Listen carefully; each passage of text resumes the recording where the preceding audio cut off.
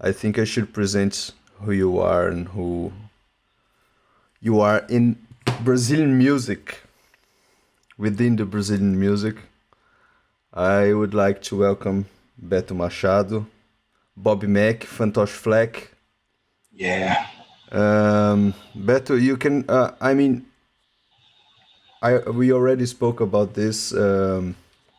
I think we could start by presenting yourself, saying what you've done. I'd like to say that you worked with lots of artists, many people. Like I've even noted some things that were important to me as I was a young teenager, okay, like Pavilhão Nove and Ratos de yeah, Porão and Raimundos.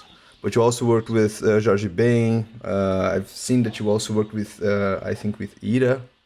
yeah, Yeah. But anyway, you worked with many artists from like different sizes, and I just wanted to ask you, like, how was it in the '90s? Because you were fixed. I mean, you did work a lot with Banguela. Bangala Records, yeah. The Uh, beginning, and from the beginning and to the end, and then Bangala became Excelente Records, no?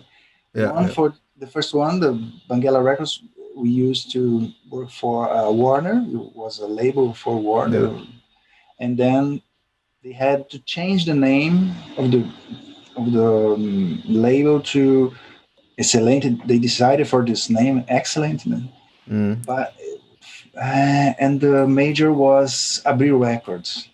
Ah, okay, okay. But So that there was were, also Excelente was also with Miranda, right? yeah, Yeah, yeah. yeah, yeah, Yeah, it was the second half of the Bengal actually. yeah. Okay.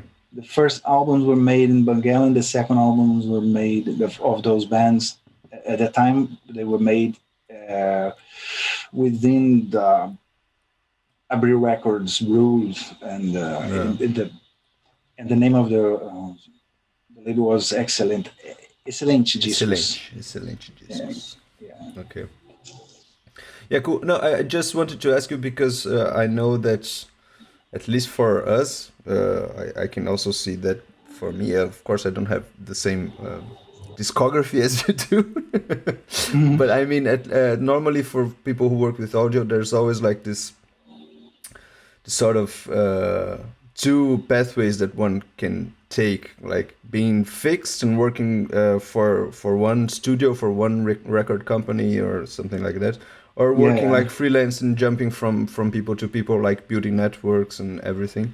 And I wanted you to say something about how it was for you, how your trajectory was.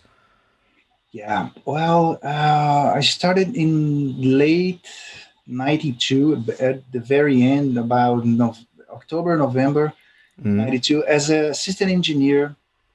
I was working for Bebop Studios in São Bebop, yeah. Paulo. Mm-hmm. They just started uh, a new studio at that time, and they wanted an assistant engineer that uh, the preference was to be a musician also, not just someone to help or start learning recording. I had some experience recording as a musician. I Mm-hmm. had at that time. I had a band at that time, so we were recording some demo songs and things like that. So I had an experience in the studio. So a friend of mine was already working there and invited me to work as an assistant engineer. So we started as a working engineer, doing everything, bringing coffee, taking things upstairs to downstairs, Rolling up downstairs to cables. upstairs. A lot of cables every day, and should be proper done. Yeah, Then you yeah, yeah, have yeah. to make them up. No, it's not.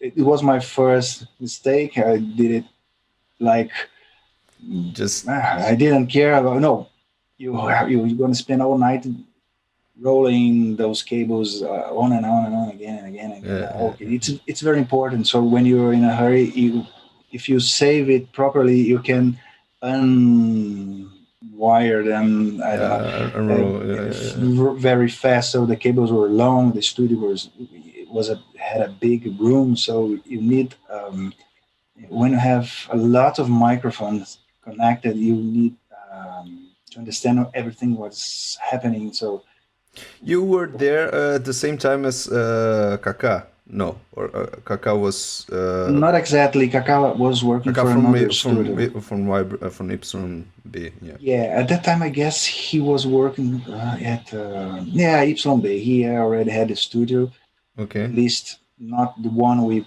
met in the Vila Madalena, but I think he had another one somewhere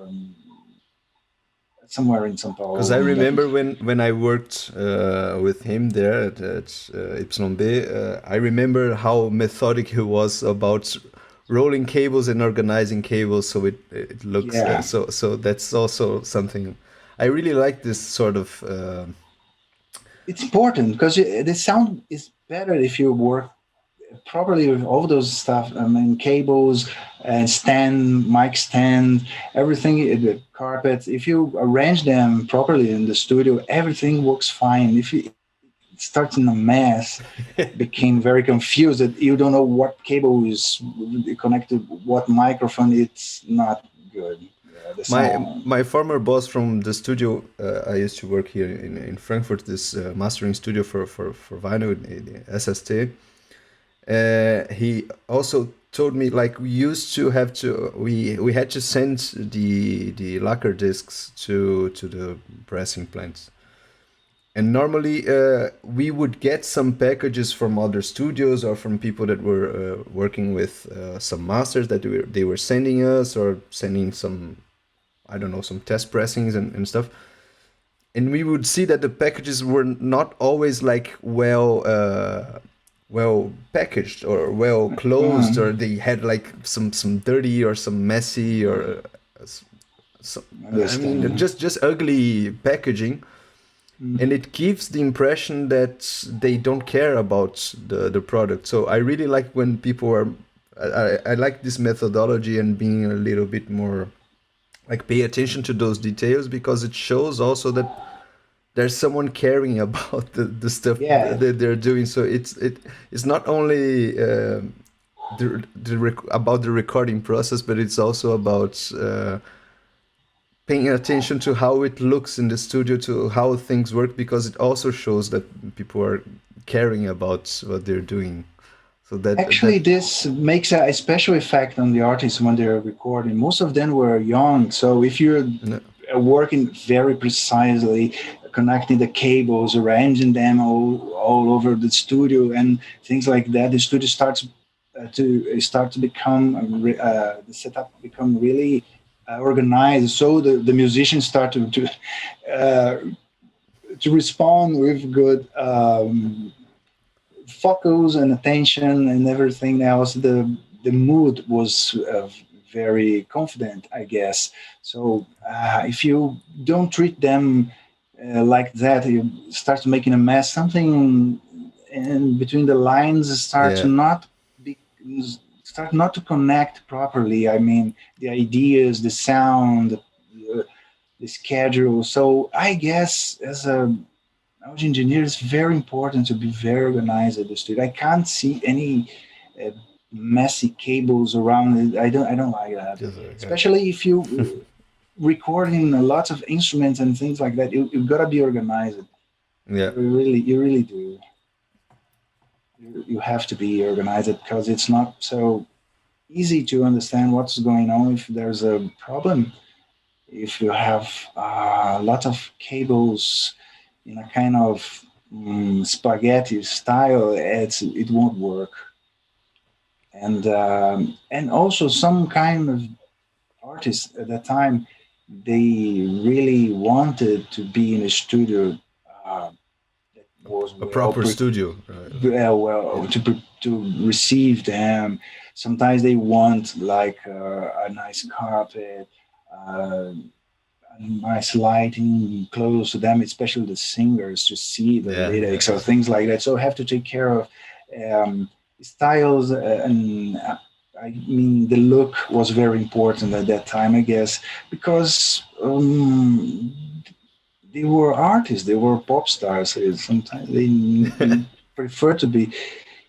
it's not that it has to be so, uh, I mean, so straight, so square in a way, but yeah, you have to receive them properly to have a good job. You know, the work flows And I properly. think it And also shows professionalism. I mean, it's the same.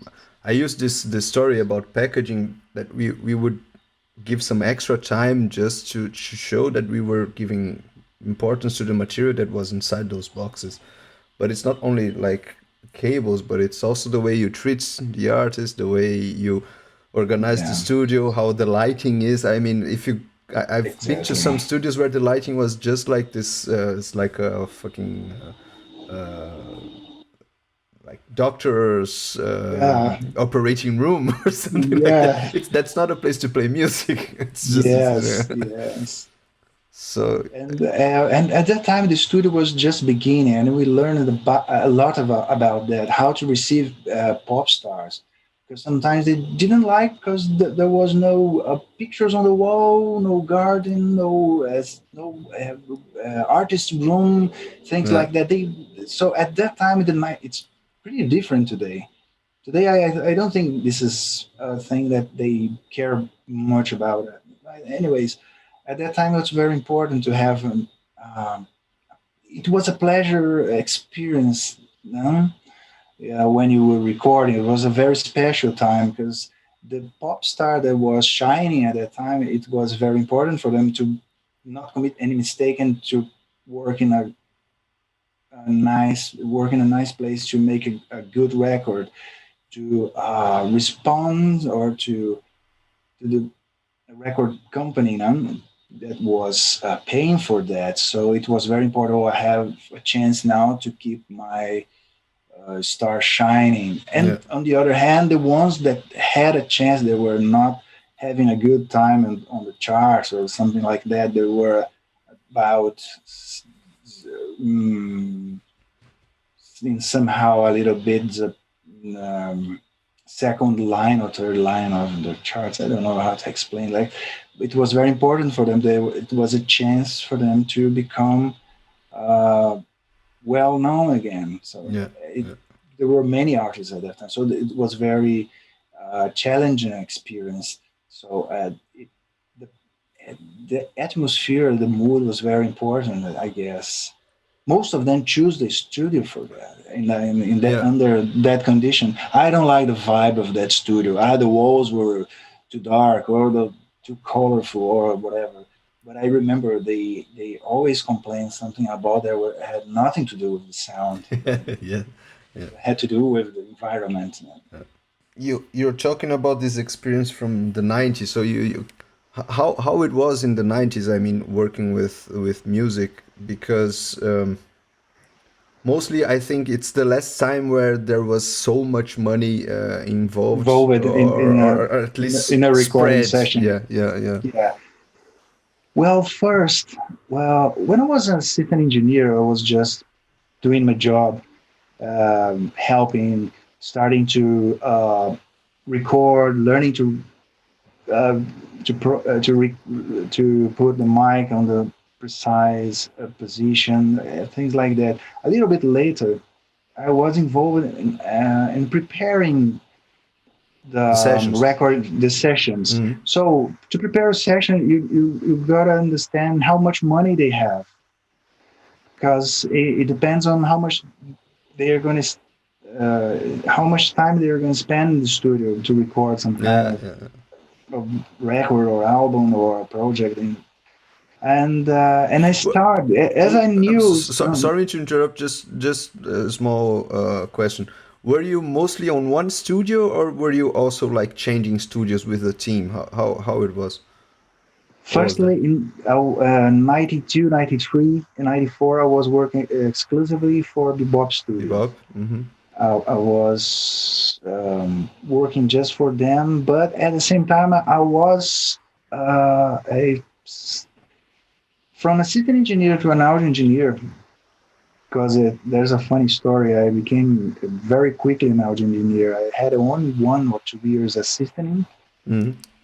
as assistant engineer, and then I became an audio engineer because when you live in a studio 24 hours a day, you learn how to record and learn how to mix.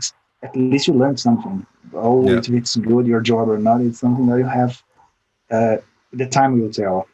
Well, uh, so working for one studio, uh, if you have a project like that, like an album for a rock band, for instance, and you have the first thing the record company come to speak to me, they used to talk with the meetings. How much time do you think we're going to spend doing this project Mm-hmm. to make an album for that? I used to listen the demo tapes, about 12 songs, and see.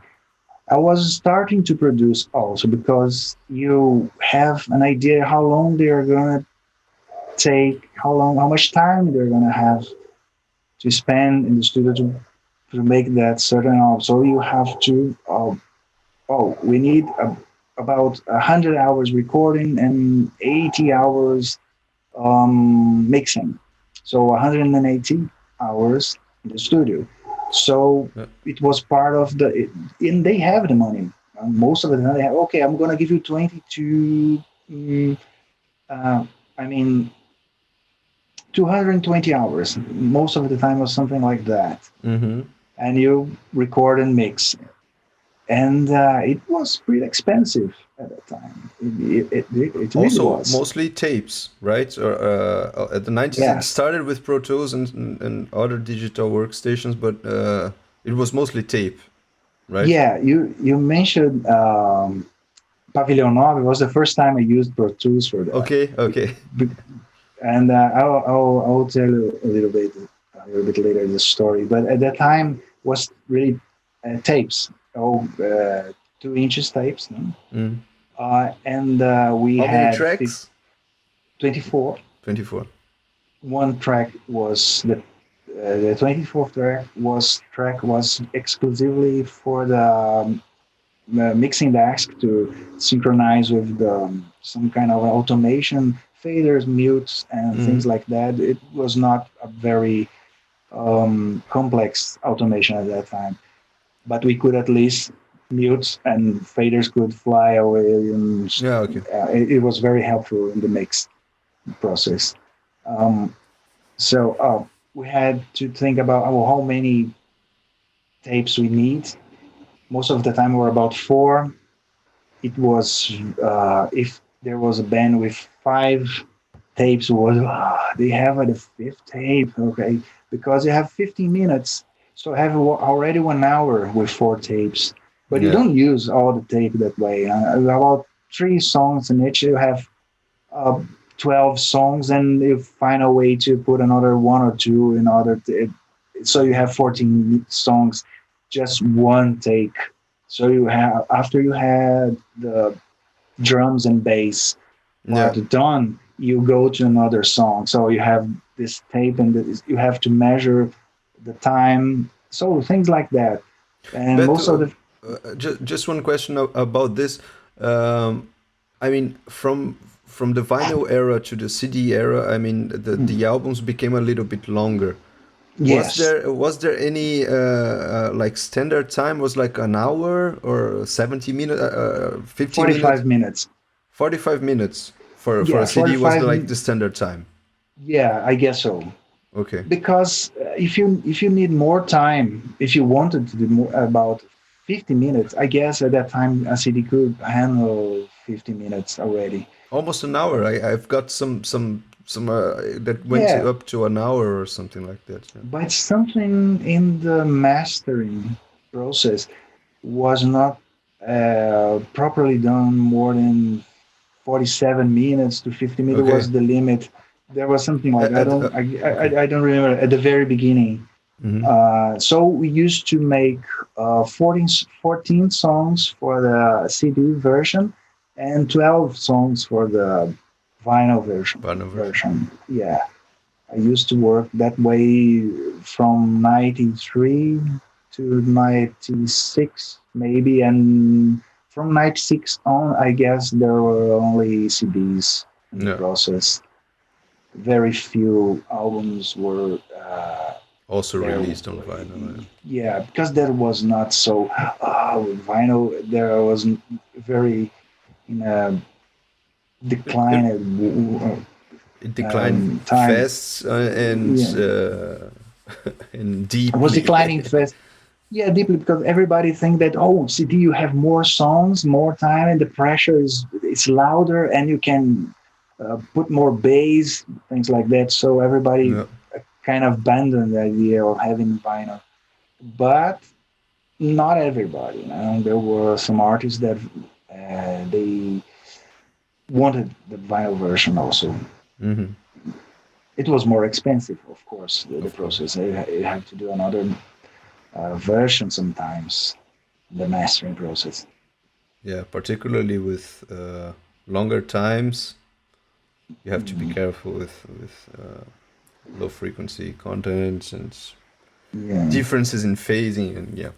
But yeah, cool. And uh, I think I interrupted you, so let's go back to what you were saying about Mm. how it was like assessing the time in the studio.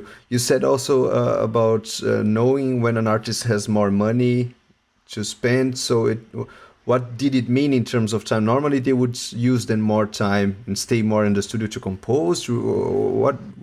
What's Every artist, they were different. Every band, they were different. For instance, there was a band in São Paulo, from São Paulo, Ultraja Rigor.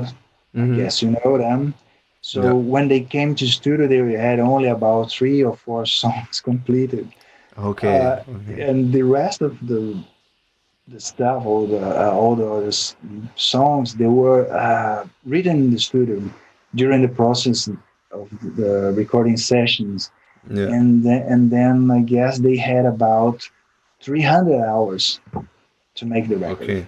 Mm-hmm. to make the album. So we had a lot of time. But when I was recording, I was not. I was a system engineer in this during this album, but it was the first album that I worked with. I was no, it's too much time. 300 hours. I don't know. And we used those 300 hours. Yeah. And a little bit later, some years later, I had some records that I worked them more than that. They were about 400 hours, 500 hours, 600 hours. And then because And they they were were punk power trios or something like that. the No. punk power trees, they used to record on weekend. Like Ratos de Porão, I had that experience. We recorded, I guess, Feijoada Incident. Yeah, yeah. At least I know Jean, the guitar player. Jean recorded all the guitars in one weekend. One weekend, Saturday and Sunday. And we had time to go out to celebrate some, in the end of the, yeah. Cool. Uh, and he recorded double the guitar. Sometimes he used to double the track, double tracking guitar, so to make a stereo image. It was a pretty hard job. We started about, I guess, 2 or just after lunch. Maybe Mm. nobody works used to work in the morning. Yeah, Yeah, yeah, yeah. but he went up to midnight, maybe Friday and Saturday or Saturday and Sunday. I remember that were just 2 days for him to record guitars. You have just 2 days. Drums, 3 days. Voice, 2 days. Bass and drums, 2 days, I guess. Yeah, So it was a record that was an album that was recorded in a week. a week, Yeah, and yeah, then mixed it in 3 or 4 days. yeah, yeah, Uh, and so we had at the time about 12 days. No more than that, I guess. yeah. It was a double album. Very, But very it's cool. fast. Yeah, the songs were very short, actually, about 1 minute, 2 minutes, something, not more than that. Yeah, It's a pretty interesting album. It sounds good. yeah. I like this album as well. And I wanted to ask you also about this album and about Joe. Um, the guitar sounds. I'm always like I really like. I mean, I'm a drummer mostly. if I can say, I'm a professional drummer. And I try to play other things as well, other instruments. But on doing my album, and I'm doing also things for other bands, I really like to spend time changing the approaches to the amplifier. Sometimes using more than one, sometimes using more microphones, sometimes using microphone and line, sometimes putting the microphone um, way back and getting a lot of air in between, sometimes putting it up close. And I wanted to ask you about the guitars on this album. I mean, it's the classic sound from João. It's always like this very raw and in your face sound. Hmm. But yeah, I wanted to understand how do you approach this, because they are so powerful live, and live the guitars are not they are loud, but they're not like on your ear. They're like you have some space in between. Do you remember something about this guitar sessions from this album particularly? Well, I remember that he was very fast and precise when recording, Yeah. but the technique that we used to record guitars at the time, I have my way to do it, and probably um, I had done that way using about four microphones. It Mm. was probably a Marshall, the Okay. JCM 800, something like that. Okay. Okay. I don't remember actually, but I used to use four mic. Sure, SM57, Bayer Dynamics M88. It is one I like Mm. very much. It's Mm-hmm. killer sound. RW 27 Yeah. and Sennheiser 41. For sure. So I have these four microphones, and sometimes I choose which one I will use, one or two, or I can mix three of them. Sometimes all of them. It's the more the better. Sometimes Yeah. or Yeah. mix Yeah. Yeah. them. And this was the main process, I guess. I didn't use any room microphone. I guess I'm not very. I at that time I was not very fond of that kind of approaching technique. I mean, recording environment because it was so um, harsh guitar. So you And need you that, needed that pressure, yeah, right? Yeah, you the needed that pressure. And sometimes, if you have the room, you have some um, low frequencies that are not so welcome, I guess, to my ears. Mm-hmm. And, I guess this was the process. Not so close the microphones, about mm, a hand like this, and it was enough. And 45 degrees, not Okay. exactly pointed to the speaker, but Mm. 45 degrees, sometimes more to the axis, sometimes more to the end of the woofer. I The mean, cone, yeah, yeah, yeah, yeah. yes, and we try a little bit. In that record, I don't think we had much time experimenting, so we have to be fast. We had to be fast because we didn't have the time. Yeah. So most of the guitars, I guess, are the same from track to track. So next one, you just play and he record, just play and he record, and he used to record. So Yeah. play rack, play rack, and rolling almost one after the other. So I didn't remember. I don't remember if the sound is the same, but it depends. If he plays different, the sound is gonna be different. So if you have a good and I used to record four mics But sometimes. I mean, he wouldn't change guitars. He wouldn't change his distortion, or would he? I mean, Um, I guess he was kind of very straight guitar. Yeah, that's yeah, my it's free. sound. I'm gonna play it everything like this. Yeah, yeah, yeah. We had another album that I worked with him that was with uh, which one? The producer was Alex Newport. Okay. He's a Welsh guy that lives in, I guess, in California nowadays. It used to be friends of, I guess, friend of Max Cavalera. They produced an album, Nail Bomb. In this album, in this Ratos do Porão album, we tried something different on the guitars, different pedals and amplifiers and cabinets, guitars. Yeah, it was. There Experimenting a were little bit more with yeah, a little bit more. Just Another Crime in Massacre Land. Just another crime. 94. 94. 94. So in this album, they used to experiment something different on guitars. I guess it's even on drums. There were some experiments also. But I mean, Feijoada Acidente is very straightforward. I don't remember Another Crime in Massacre Land. I don't remember if I've paid that much It's a little attention bit to more the. synthetic, the sound, I Yeah. guess, because I guess the drums are triggered. There are different approaches to bass sound. There's a more, uh, I guess, a little bit more Mm. synthetic in the way that there are, especially drums. On drums, there was some kind of triggering things. Sampling and yeah. Yeah, I guess so. I really don't remember. So going back to this, like on the 90s, from the 90s to the 2000s,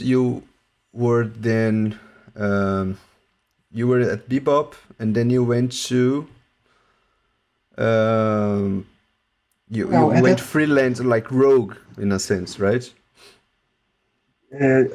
from 96 up to 2000 or 99, I used to work or in São Paulo or in Rio or in Porto Alegre. Yeah, yeah, yeah, yeah.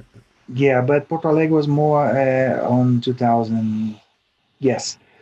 Well, what I discovered it was that I used to record the bands in São Paulo and mix in Rio because they had interesting mixing decks there, like SSL for 1000G for they had Yeah. an XSL Mm-hmm. and Neve.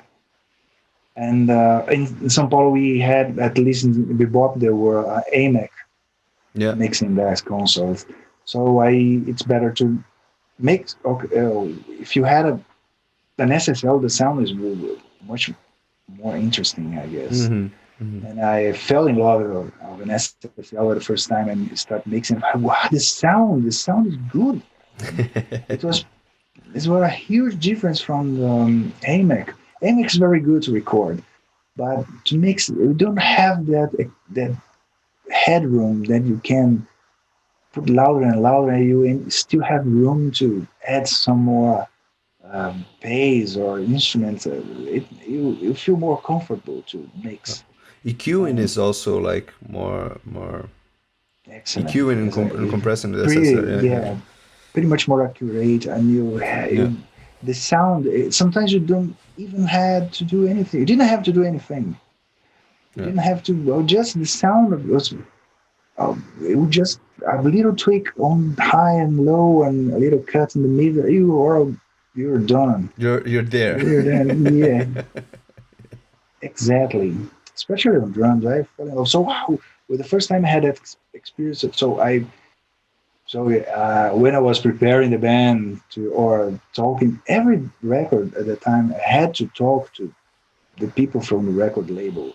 I never deal or had to deal with the band or the musician. It's always with and they asked me, hey, come on, let's mix in Rio, please try to. Oh, I want to talk to the guys from the record label and say to them that we have to do that because the sound's going to be better. So it was a kind of hard time to convince them to To go to it Rio was just to mix. Yeah, yeah, yeah, yeah yeah, because it was much more expensive. I had yeah. to stay somewhere.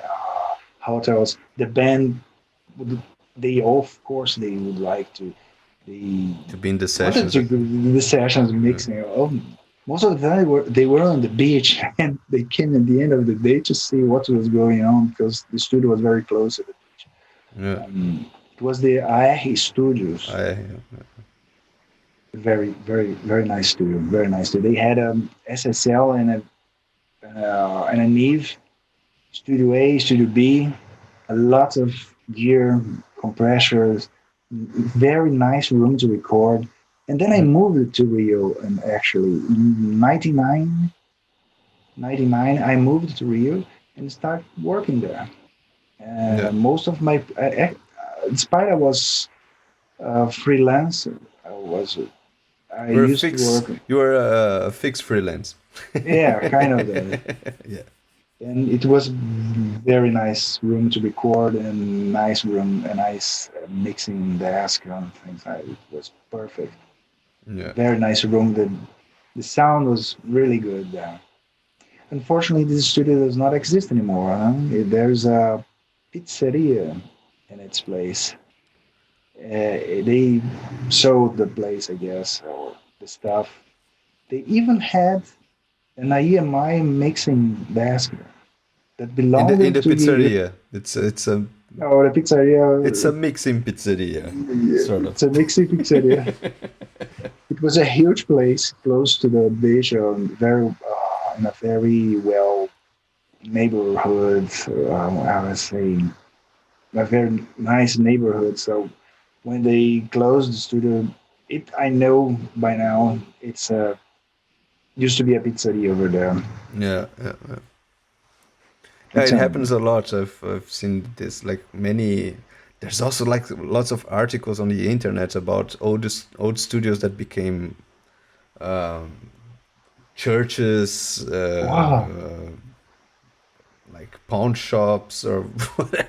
Just it's Um, not a studio anymore. It became like a shop for they all Halloween have their costumes. sad stories.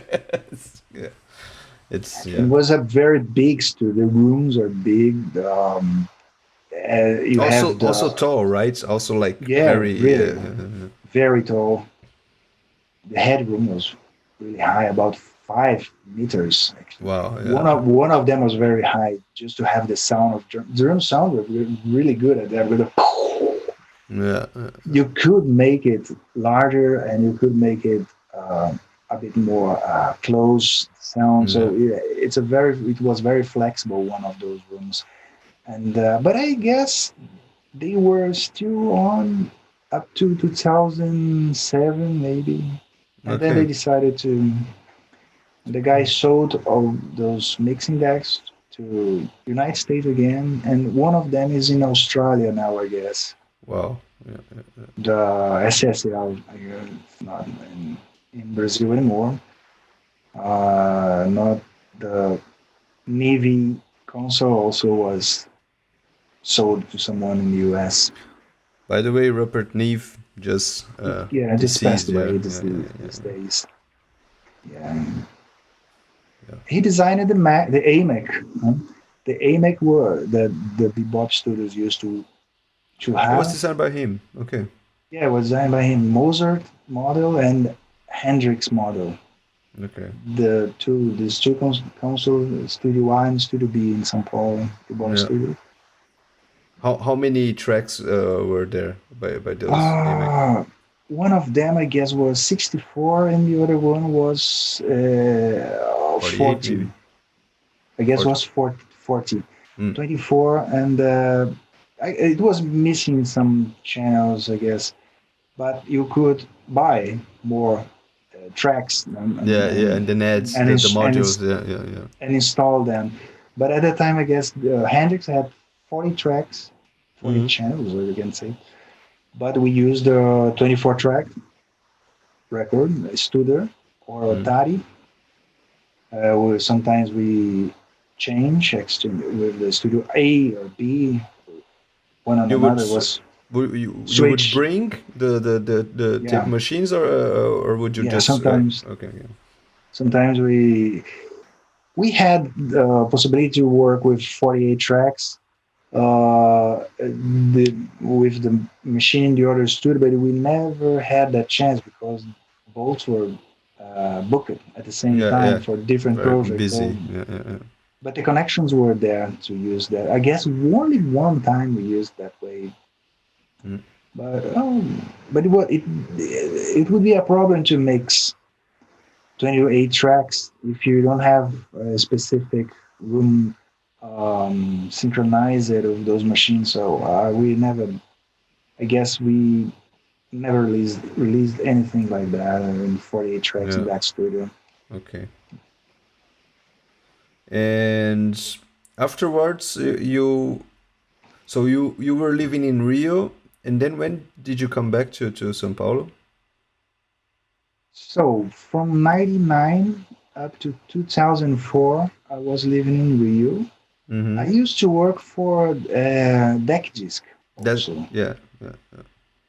Rafael. Uh, yes, that at that time I was a little bit exclusive to them, Mm-hmm. but um, it was not interesting for me to become a A full-time contract. Yeah, yeah, engineer yeah, for just one label Mm-hmm. because at that time I was already a producer.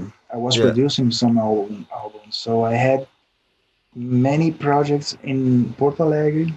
So I had to go there. So I couldn't work for a studio as a full-time engineer there, Yeah.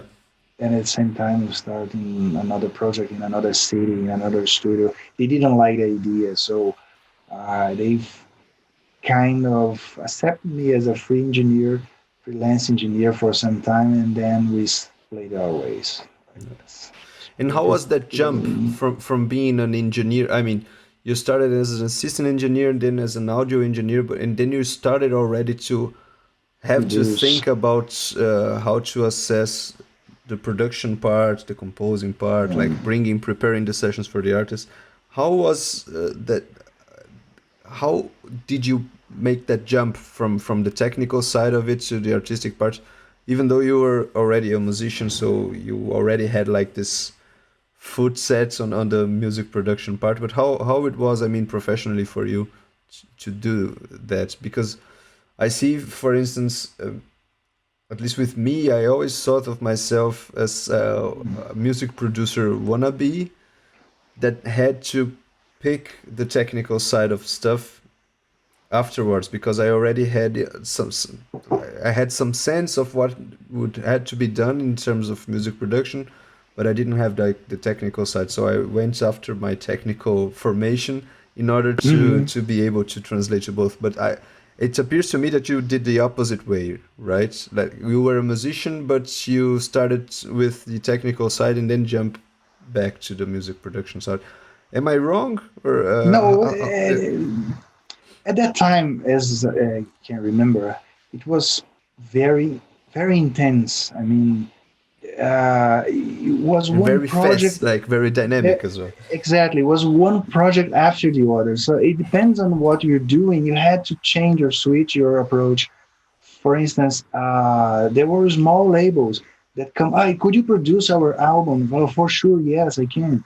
So, but I didn't know how to produce an album. There were small labels, and I had to. Okay, let's think together.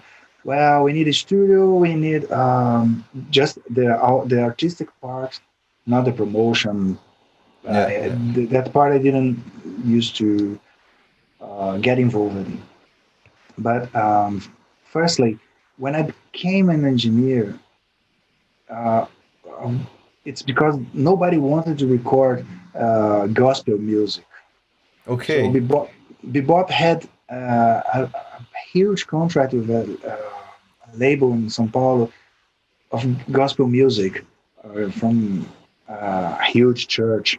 So, but nobody wanted to work for them, to work in those records and those Yeah. albums. And they asked me, "Would you like to? Would you like to be an engineer for those offload?" Oh, yeah, sure. I'm gonna get more money for sure. You're gonna get more money. So that's a deal. I'm in. Yeah. I So, mean, but the music was pretty boring. But I learned to record with them yeah. because the musicians were the best musicians. The, uh, the if you I'm not gonna remember all those names. But the drummer used to be the drummer that used to work with the main artist in Brazil, and the bass player the same. Oh, you gotta remember those names. Some of them are already dead. So it was a really good set of musicians. I mean, they they were the best to record for the those songs for a church. So in one day we recorded all those songs. Yeah, yeah, So yeah, we started 9 in the morning. I had to come at 8 or 7 to prepare the studio. At 9 exactly, they started recording. At the end of the day, we had already 12 songs. On the next day, we start recording the vocals. Ah, no, no, no. On the next day, we start recording the uh, extra overdubs, things like that, yeah, yeah, yeah. especially on keyboards. On the third day, you used to work with the singers. Most of them were choirs, and a little few of them there were with singers, one singer. Yeah, yeah. And But mostly um, with chorus. yeah, Yeah. the choir used to come about 20 people, but Mm. not all of them used to sing. Just one song to make them think that they were in the album, and then they leave, and then just 4 or 5 or 6 good singers they sang. They So stay. they record. Yeah. So they record. And on Friday we mix, and I had on just Friday or Saturday to mix 2 days. Yeah. So it was one album every week, one album every week. So Sunday was a free day, I guess. I don't remember, but on Monday we recorded all the tracks, the band. The second day, keyboards, overdubs. The third and fourth day, voice and Core singers and and singers and choirs, is chorus. it? Yeah, And in 2 days mixing. And I yeah. spent Done. Next on, one. and Industrial. then the next one, next week, next one, and so on. I guess I made about at least 10, 12, or 15 albums like that in 1 year. And then you start learning to record. That's the way I recorded, Yeah, because of course. I had a free. Wow, how should I record drums? Oh, record the way you want. Really? And so I start experimenting microphones and different positions, and the guys that used to record, they, oh, I have a different bass. Would you like to try this one?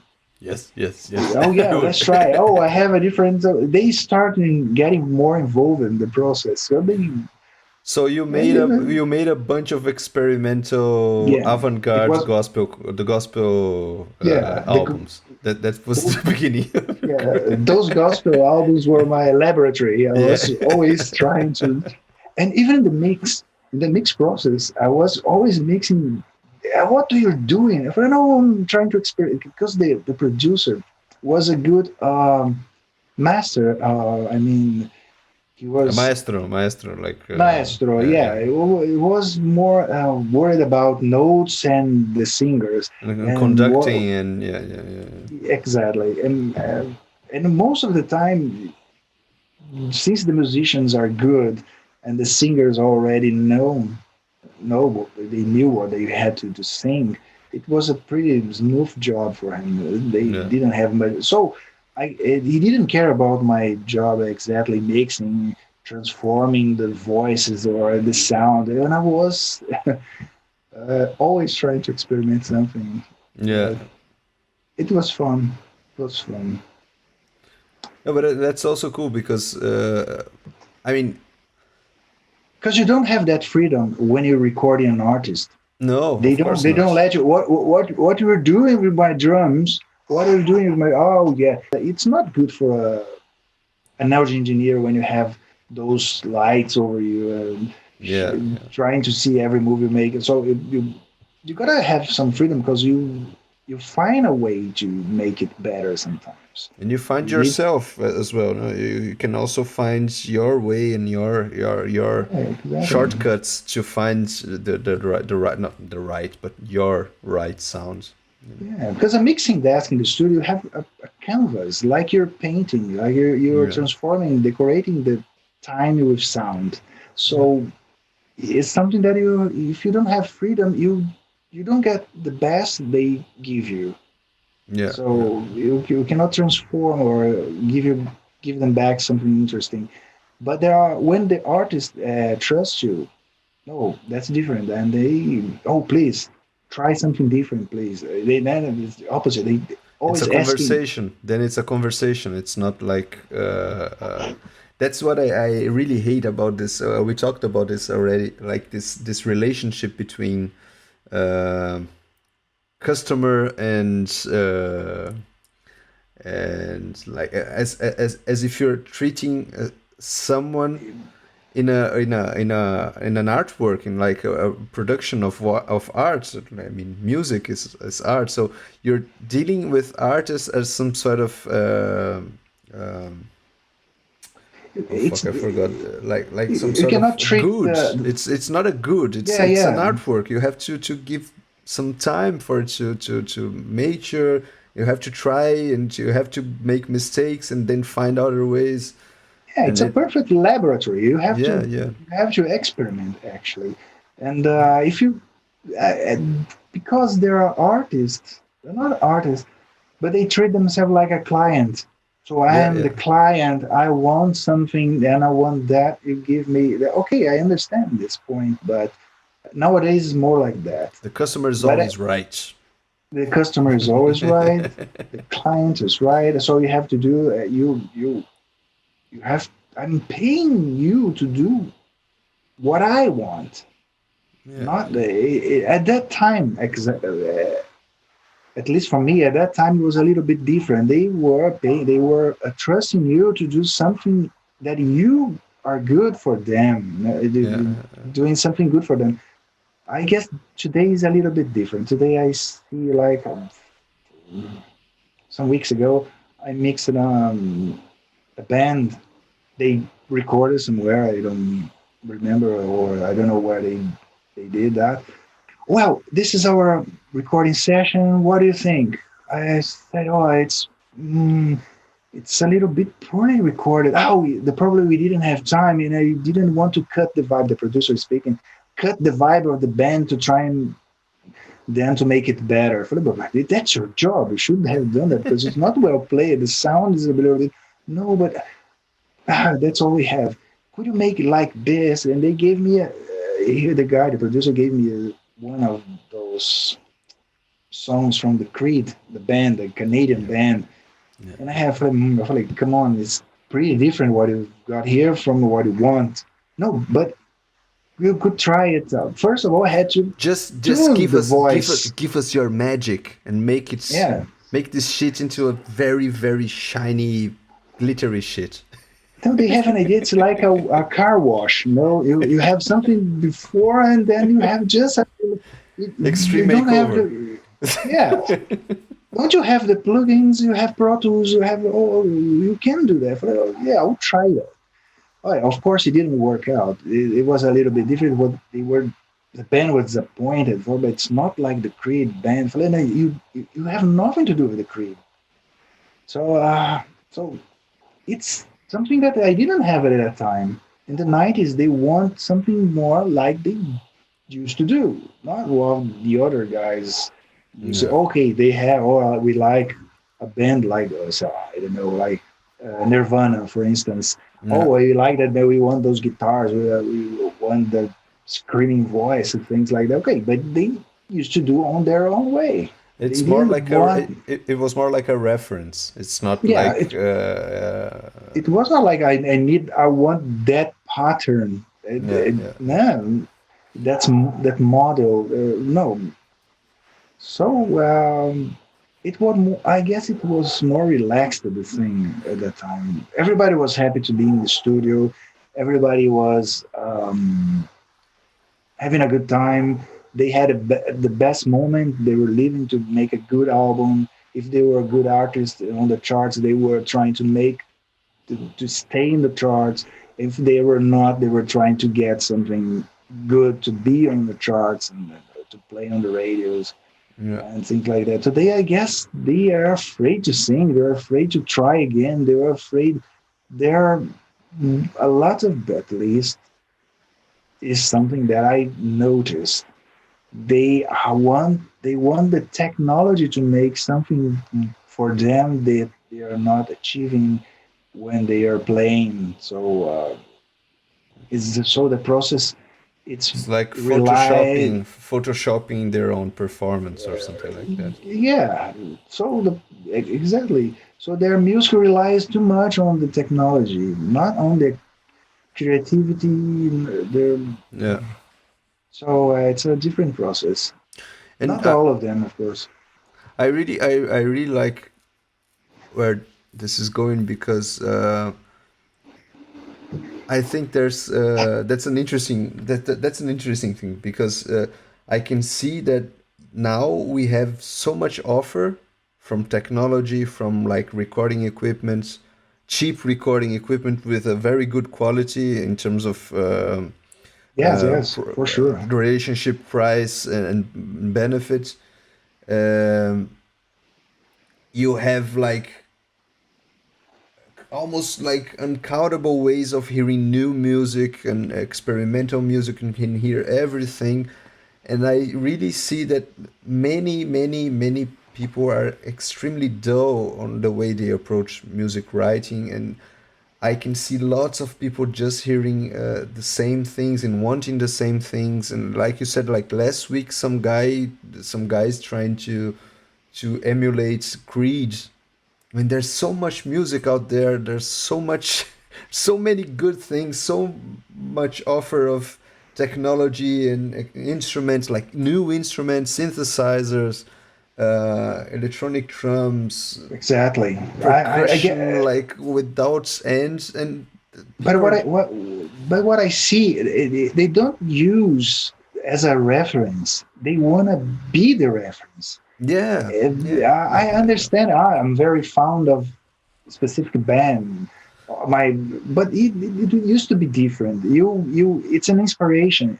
Inspiration. It's not exactly something that you're gonna be exactly. aspiration. It's an inspiration, not an aspiration.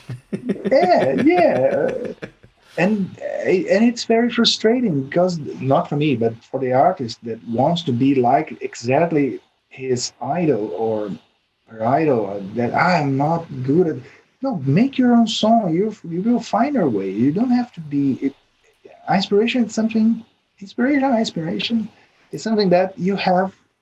It's important, but you don't have to be exactly what your reference is. I Yeah, mean, because you have to follow your way, I guess. yeah. And don't rely too much on technology to solve your problems. Like I can't sing, or well, try to sing better, or the guy the thing that were mixing this last mix, they just sang once or twice, and oh no, I'm not gonna sing anymore. The guy said to me, the producer said, he was not in a good day. He just sang these two tracks twice. I mean, Yeah. twice the same track. Oh my! How can you make a record like that? You don't make an album this way. You gotta be pretty sure what you want to sing. It's not something that the computer will bring something up from the magic speed of a word, and my voice will gonna be Yeah, my singing is gonna be great. No, it's not like that. yeah. But that's the problem with it, I guess. We don't have I don't know. Musicians used to take a little bit more seriously, I guess, their work before. They used, they were really prepared. We're going to the studio because it Do you was think?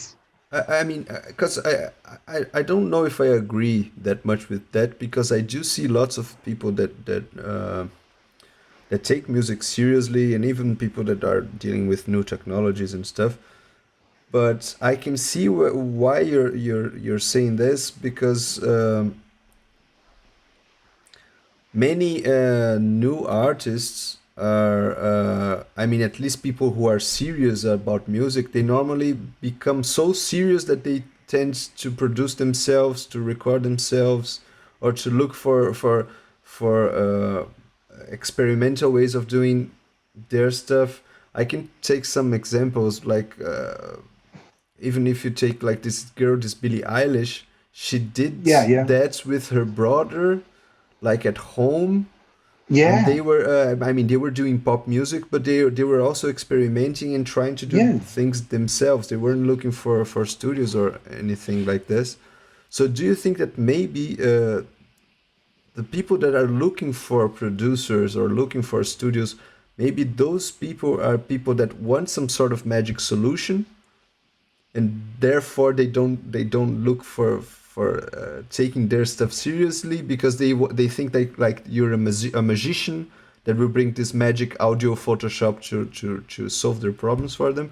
I don't know, because I I, I agree with Well, you that in the 90s, I think that this uh, music was kind of I mean, serious music was almost always like related to bigger studios and to bigger labels and to record companies. yeah, And now, like, there's so much music being made now in comparison to that period, but also being recorded everywhere, being done everywhere.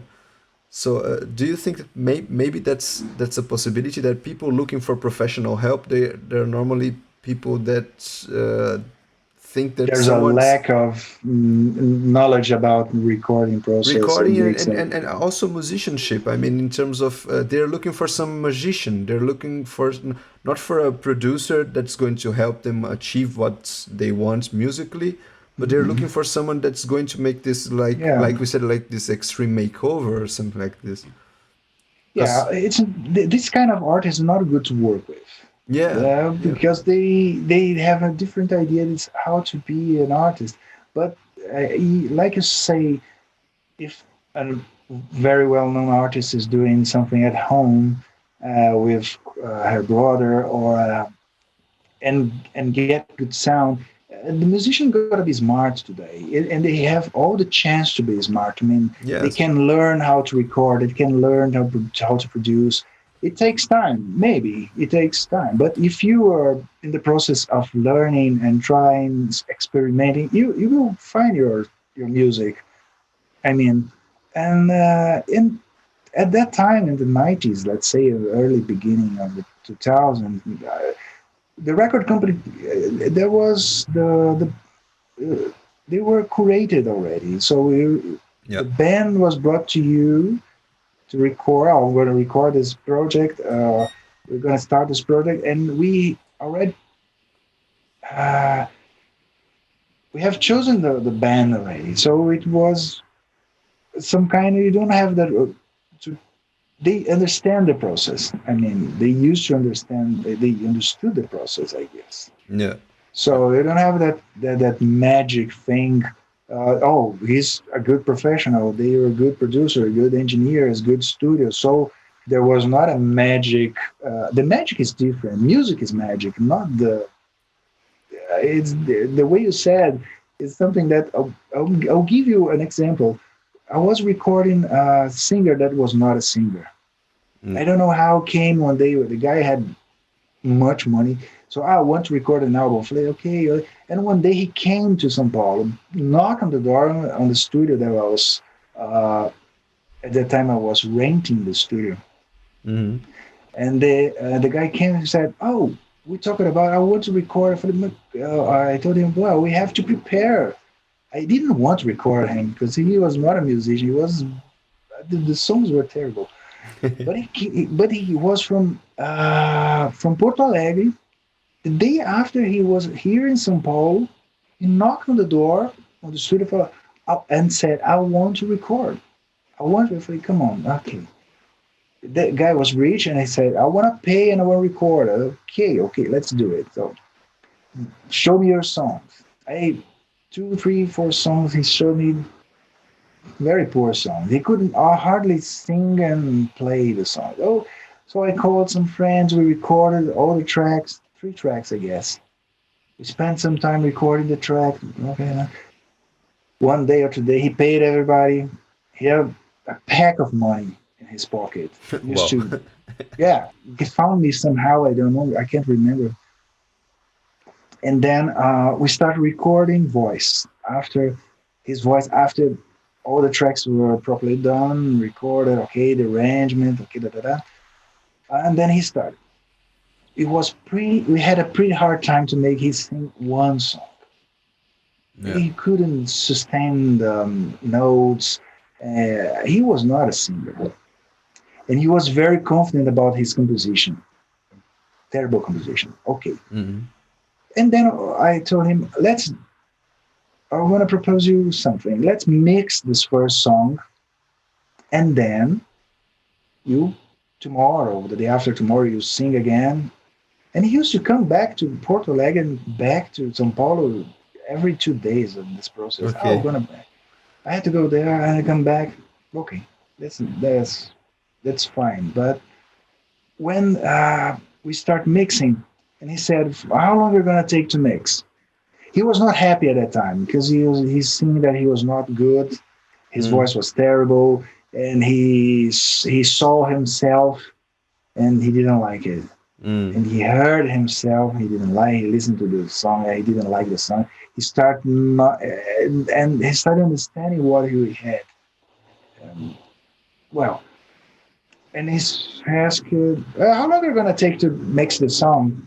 Well, I said, "Well, at least about maybe 4 hours, 6 hours. I'll after lunch. Wait, wait.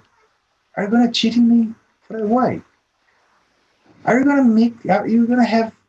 You're gonna need 6 hours to mix a 5 minute song?" For like, yes, that's the process. No, you're cheating me. As I told you, he was pissed off because he did not sing it well. The song was He shit. was The thing was, frustrated. Yeah, yeah, yeah. yeah, really frustrated. He understood that he was not an artist, and then he became very frustrated. He said, that was and said, how? Why do you need 6 hours to mix a song that has only 4 minutes or 5 minutes?" I couldn't answer him. So it's obvious that this is not an artist. That yeah, it happened once in my life. This thing, and I find it's enough. So and well, I didn't have to mix. He decided to quit the project. Yeah. He came back to Porto Alegre and never we never talked back again. So I don't know what But did happened. you finish any song? No, No. no, I didn't mix the song because it was too much time for a 4 minute song. 4 minutes. So he didn't. He thought that I was cheating him. I was trying to. I don't know. I was I was very frustrated. My partner at that time that was helping me. I was recording in his studio actually, and he was very angry. He was very angry. Like, come on, let's finish this thing. Let's send him away to back to Porto Alegre, and that's it. So come on, man. He's paying double. He was paying very. He the guy. I guess at the time to not make the to accept the job, I charged him a huge amount. Oh, it's gonna cost you about. Okay, I pay you. You Yeah, know, yeah, yeah. I couldn't. You So I had no couldn't. excuse. Yeah, I had no excuse, so I had to do it. It was about 4 days or something like that. Yeah. Drums, electronic drums, and everything. Only a guitar player came to complete the guitar part. Which style was it? Was it like singer-songwriter, or what was it? Yeah, it's a kind of folk song from like Legião Urbana, Oui, okay. something so very uh, uh, Poetic. yeah, but the lyrics were bad, I guess. I don't know. I can't remember, but in a way that it's very basic song. Yeah, And he tried to sing like Renato Russo, but very far from that. Very far. It didn't work out actually. yeah, So everything we're talking about is just to tell you that there are people that treat the recording session and mixing session like something that you fix in the computer, or you don't have to put yourself too much energy yeah.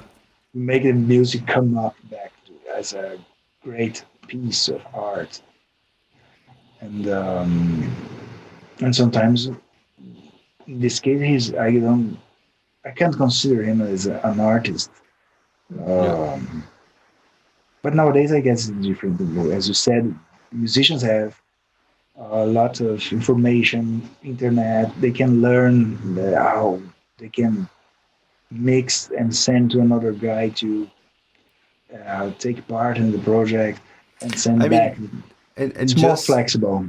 just this ease of having the digital audio workstation, like having a program in your computer and not having to deal with cleaning tape machine heads, not having to find the tapes, having to just to calibrate all your studio gear, all your mixing desk. You can just plug one USB microphone on your computer and it already records something with Yeah, relatively good quality. So it's, I mean, that's also why I think there's so much more music today being done, and also why this there's like this sort of excess of information. It's like a yes, cacophony of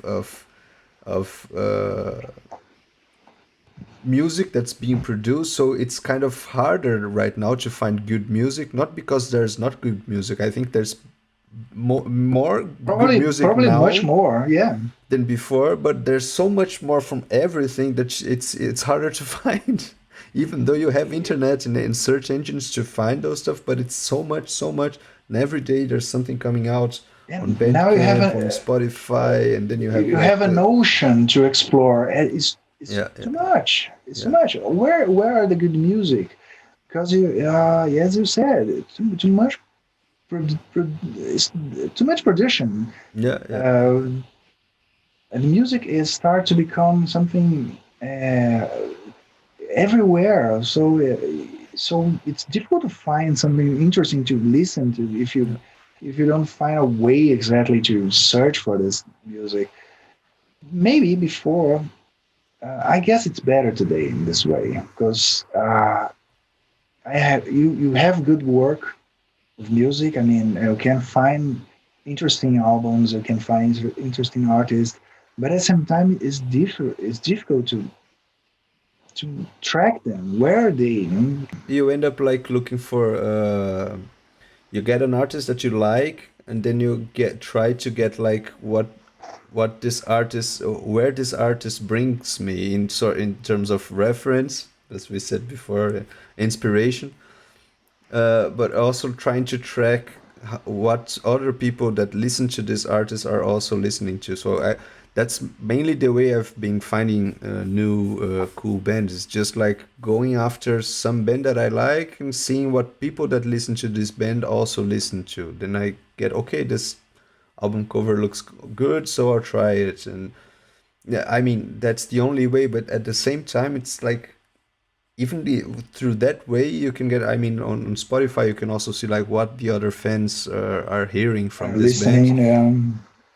and you have a list of 50 artists or something like that. Yeah, So you can you gotta 50 be in and the then another mood. 50. You gotta be in the mood. Today I'm gonna try to find some artists, interesting artists that I want Yeah, to yeah. listen to. So you go, for instance, Bandcamp is nice for that Bandcamp as well, because yeah. you can start from the genre. For instance, experimental music, folk music, electronic music, and then you a lot of good stuff over On there. Bandcamp you also have this feature, like you go to the artist and then you go down on the web page, and it shows like artists alike or artists on the same genre. I'm not Bandcamp. sure. Yeah, on Bandcamp they also do this. Uh-huh. I'm not sure if they do this by analyzing the listeners or if they analyze the genre or if they have some sort of automation in terms of Algorithms. finding keys or finding rhythm or finding some sort of timbres or something like that.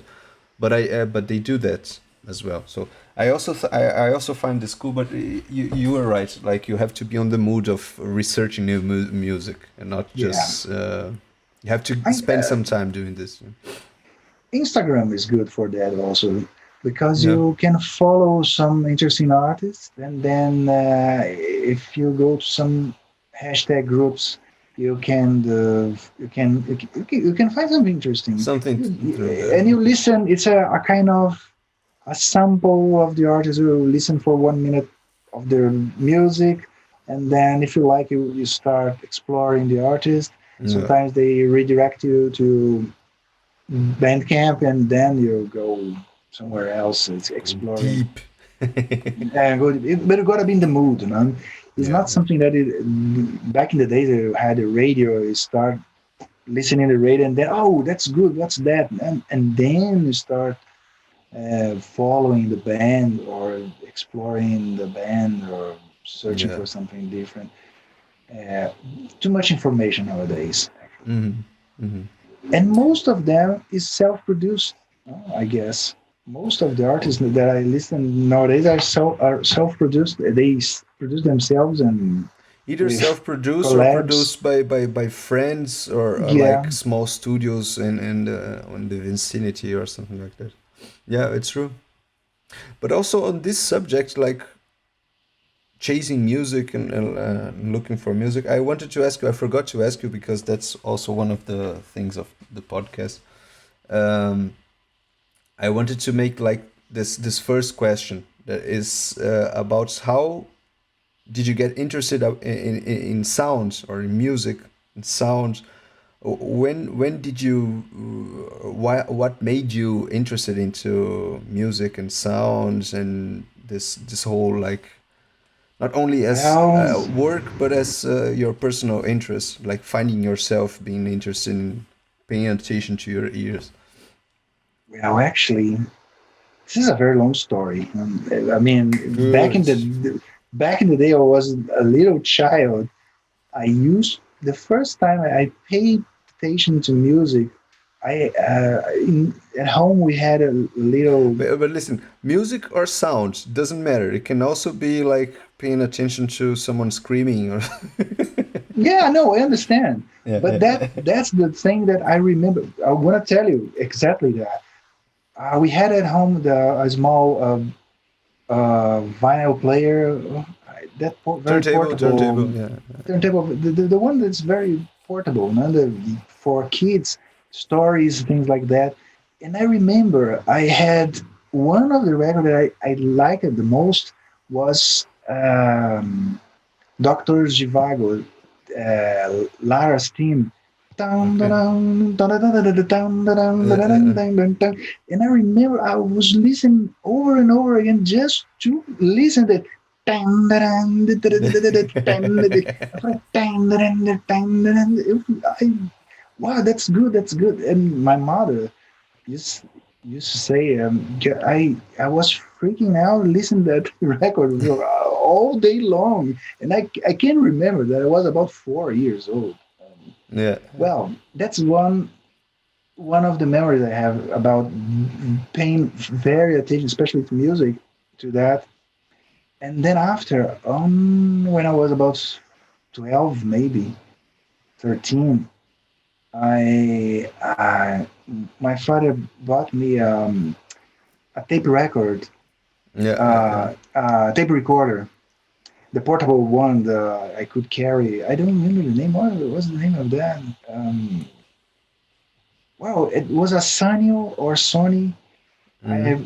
I put a tape I could record, or I listen to tapes, and I used to record all over the house, something like the kitchen, the sound of Yeah. on the window.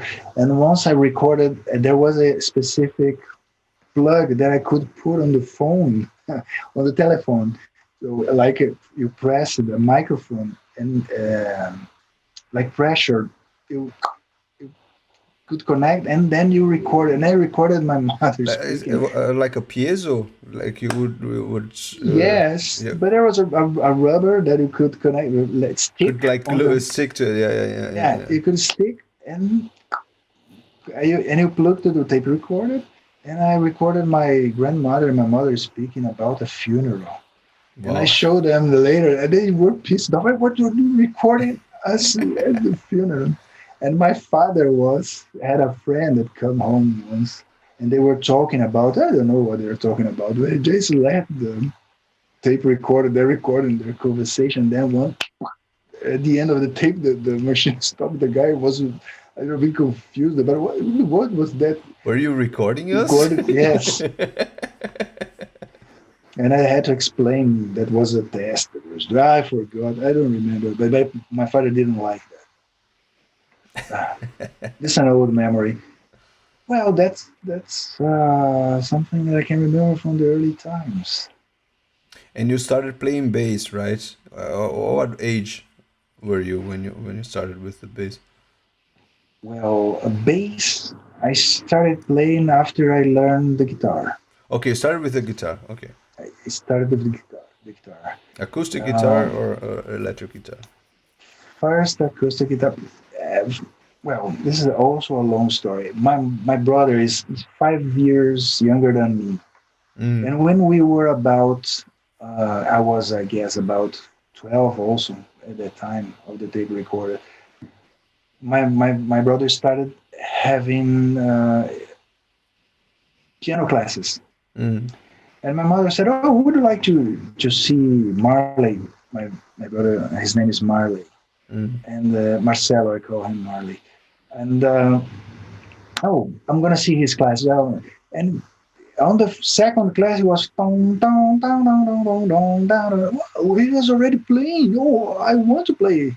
Of course, I want to have classes though. And the guy said, "Oh, unfortunately, you don't have piano classes in the time that you have available.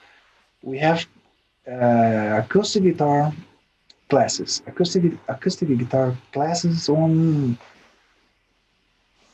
Friday afternoon." Yeah, yeah, yeah. But I don't. I want to play the piano. No, no, no. And the guy start playing the guitar in front of me. Oh, uh, I Okay, got impressed. Okay, I'm going to learn that. I wanted to learn something. Music was touching yeah. my heart, I guess, that time. Something was. I got involved. I got involved. But I didn't have any artists that I used to listen at that time. I was just listening. Elton John, I remember. I can remember that I was listening the most. It was in the late '70s, so it was the most pop songs at the time. Mm. And then I had some classes, but I didn't get interested. Uh, I don't know why, but after 5 or 6 classes, I quit. Okay. It didn't. I didn't. Didn't click. I didn't dig it. I don't know. It was not my thing, I guess. But a few years later, I guess, well, or 2 years later, maybe not more than that, I guess. I was already fond of Beatles, Stones, and British rock and roll. Yeah, And yeah. from the British invasion, I British guess. invasion. Yeah, those bands.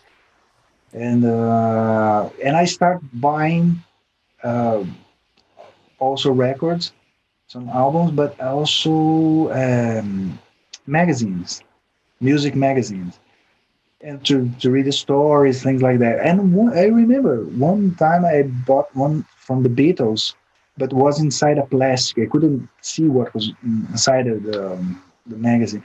When I brought it home, was um, just lyrics and the chords to play. Wow, Ah, okay. what am I gonna do with that? I thought there was stories, pictures, things like I could cut, and I used to do that. Was a songbook with the Yeah, tablet. very small magazine with for wow, what I'm going to let it there. But one day I had the guitar, the acoustic guitar, and the magazine. I was, Well, let's try. If I see I can play something on it. I'm playing. At the end of the day, I could. I don't know how, but I could play most of the songs in the Cool. whoa, because I was already singing all those songs. Yeah, I yeah, was singing together, and I remember to call a friend, like, come on, bring your guitar. Well, I'm not playing anymore. I guess he was in the same situation that I was. We were trying to play to learn together, but he didn't learn and he quit also. And at the very same time, yeah, yeah, we had a class with the same teacher. But I asked him to play with me. Oh, come on! It's easy. It's pretty easy to play the Beatles and other songs. At that time was Beatles, but he couldn't play. He was not. He couldn't imagine manage to play the guitar. And I was trying to find another friend that could play together because I think, oh, you play one guitar, I play the other guitar. There's the solo, there's the bass. I started listening yeah. to the records and Trying to find trying the to learn the notes, part, learn the the parts. notes, the parts. But it was a process that took about I don't know, but a few months that I was freaking out. And now I need a guitar. Now I need a guitar.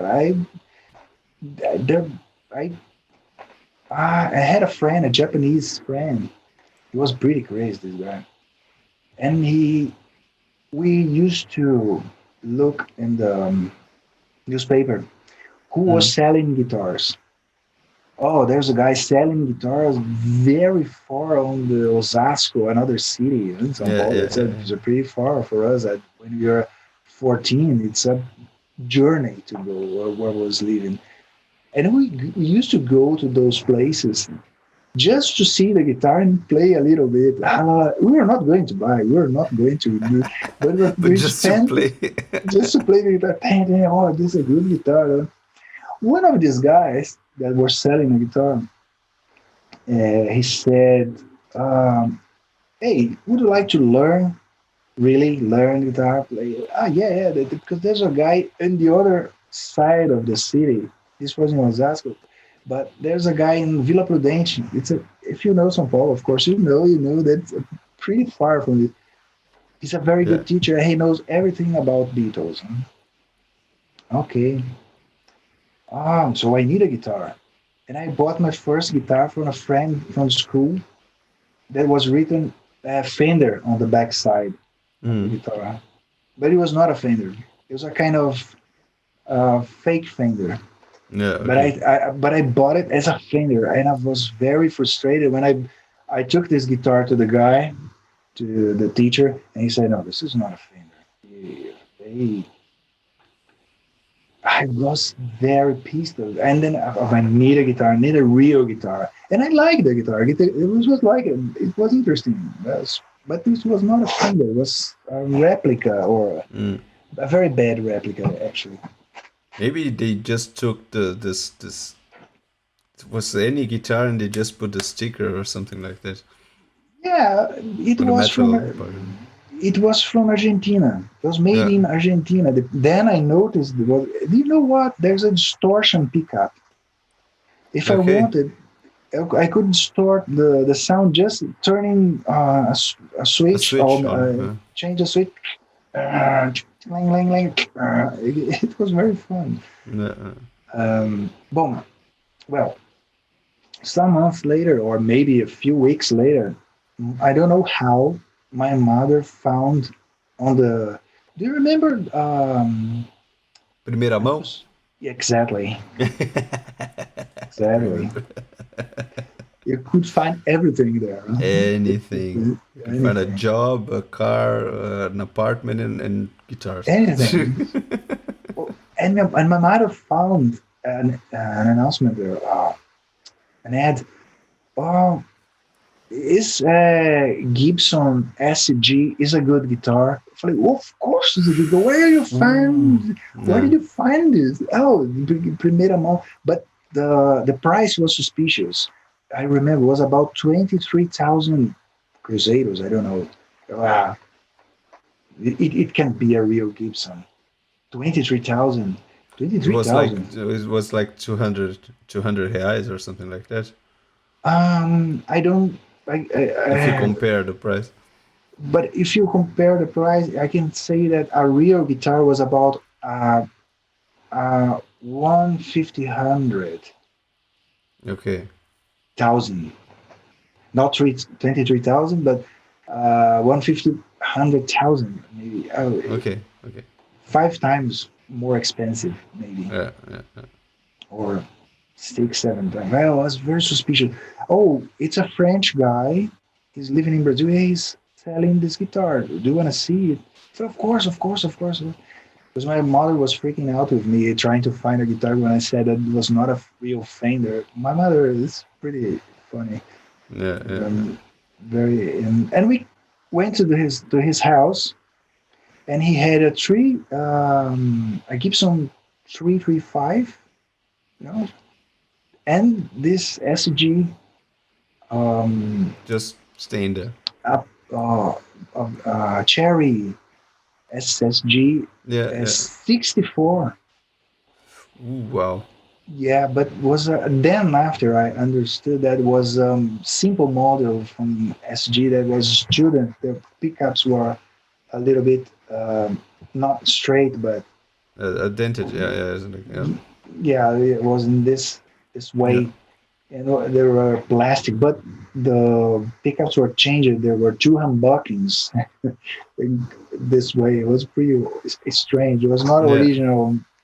They say that's a SG student. So this guy had the French guy had a 335. Said, "Oh, this one is 150. This SG is just 33,000. Yeah. That's too much money."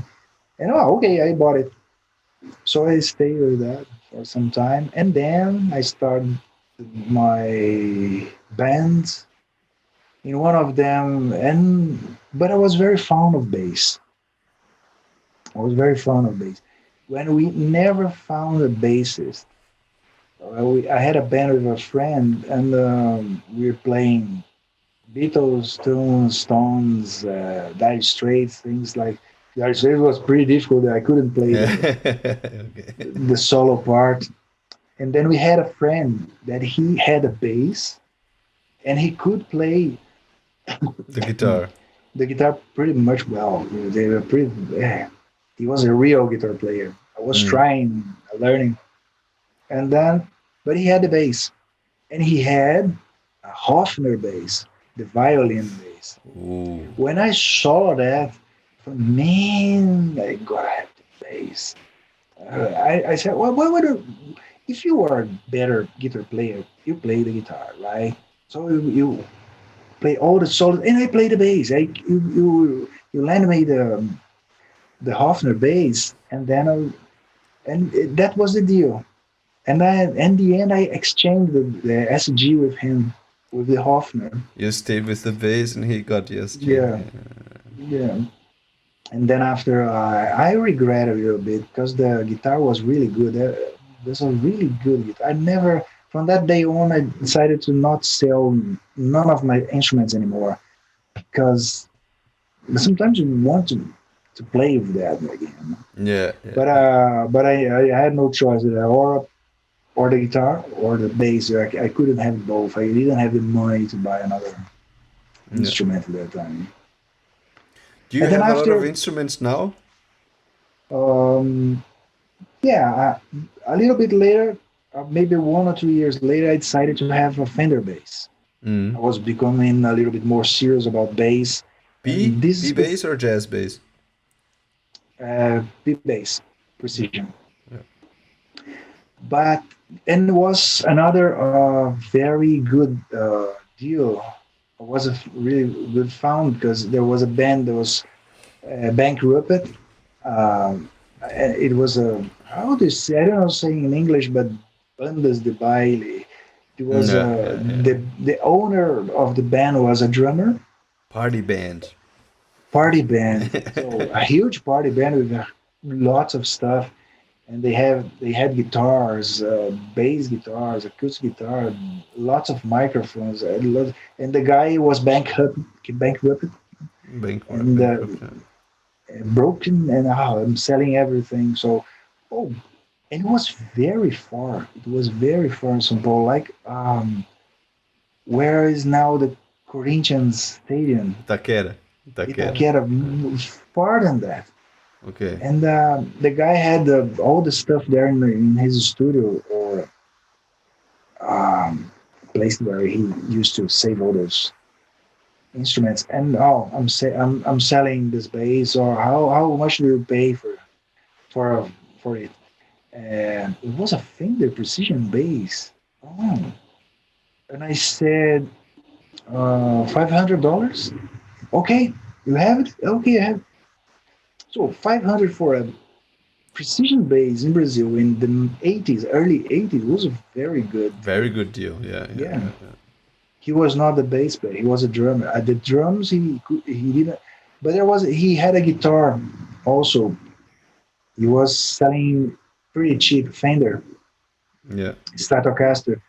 Well, the guy was broken, so Any money uh, was good yeah, money at that he was point. he, Yeah. he was desperate actually. Yeah. So I took the bass. I have this bass till now. It's it's here. I have a Fender Duo Sonic. It's a Fender Bullet. I have two pickups, plastic pickups, and that very blang blang blang, that sound. It's a little bit shorter in But size. they're single coil, right? They're not like Yeah, humbucker. Yeah. yeah, single coil. And I have a Martin acoustic guitar, Mm. D1. I bought it in the 90s to compose. I used to compose. Yeah. And but nowadays I use more my modular synthesizer. From bass to modular synthesizer. I mean, Bass to modular we synthesizer.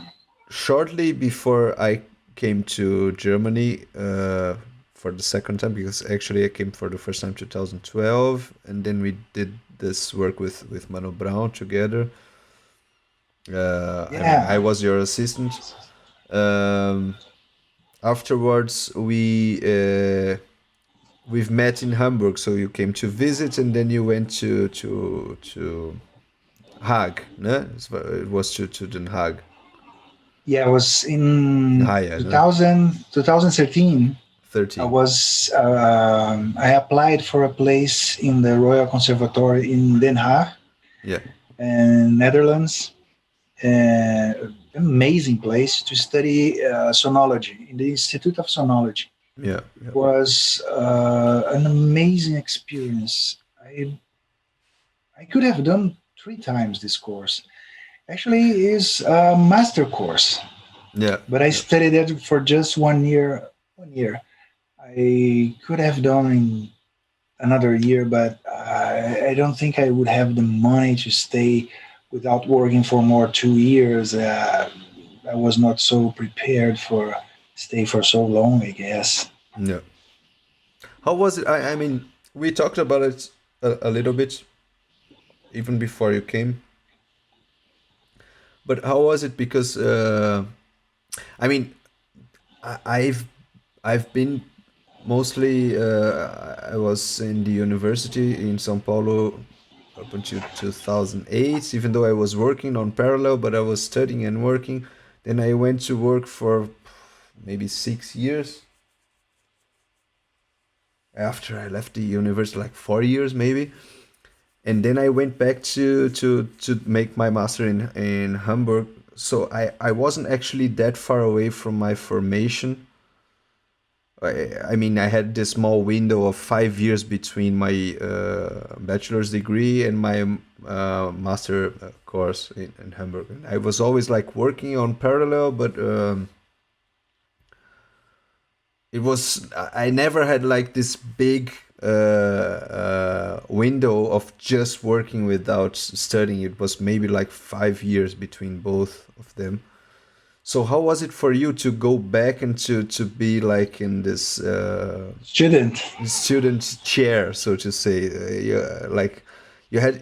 I mean, I know you became interested in sound synthesis and on not only sonology but on sound arts and experimenting with this more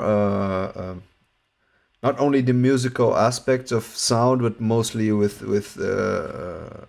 this whole sound design part of sound. So how was it for you to sit again as to be a student again and then to get involved with this part after you had so much experience with studio recording and music making?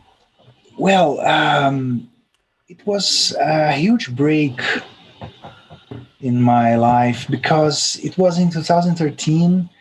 In 2012, I broke up with my girl, my wife, actually. Yeah. We're living for together for 9 years. We were working together for 5 years because before that, She worked in the from television, right? She worked. yes, I was mixing uh, TV shows, Yeah. reality shows. It was very intense from 2008 up to 2012. Mm-hmm. It was freaking my ears out because it was a very stressed work Mm. when you work in a live reality show because you have to produce every day. Every day, you have to produce content, and imagine you can imagine produce 1 hour of TV show. Uh, On a you daily have basis. to. Yeah. Yeah. Yeah. Yeah. Yeah. It's too much work. I used to work 12, 14 hours a day. I Yeah. was the only mixing engineer. Then after in the other seasons, we could find a way to expand the studio. I didn't have a studio to work. It Wow. yeah, it was very strange at the beginning. I used to work together with the editors, the video editors, but side by side, it's not a proper way to work with audio and video. So it was a mess in the beginning. Mm. Anyways, we did that way the first season. The second season, I had a studio, and then I had an assistant, and then I had another engineer to shift. To share the shifts. Yeah. Yeah. Yeah, Yeah. because the work never ends. The reality goes 24 hours, and it was during 150 days, all the Wow. season, about too much time. 5 months. But and so after that, I was not really connected to music. This is not music. It's a work that's not art. It's not art. It's not artistic. It's more technical. It's more And industrial. It's like yeah, very like formatted. Yeah. it was good to learn something from music and image to mix those things. I had contact with other softwares like Avid, Media Composer, Mm.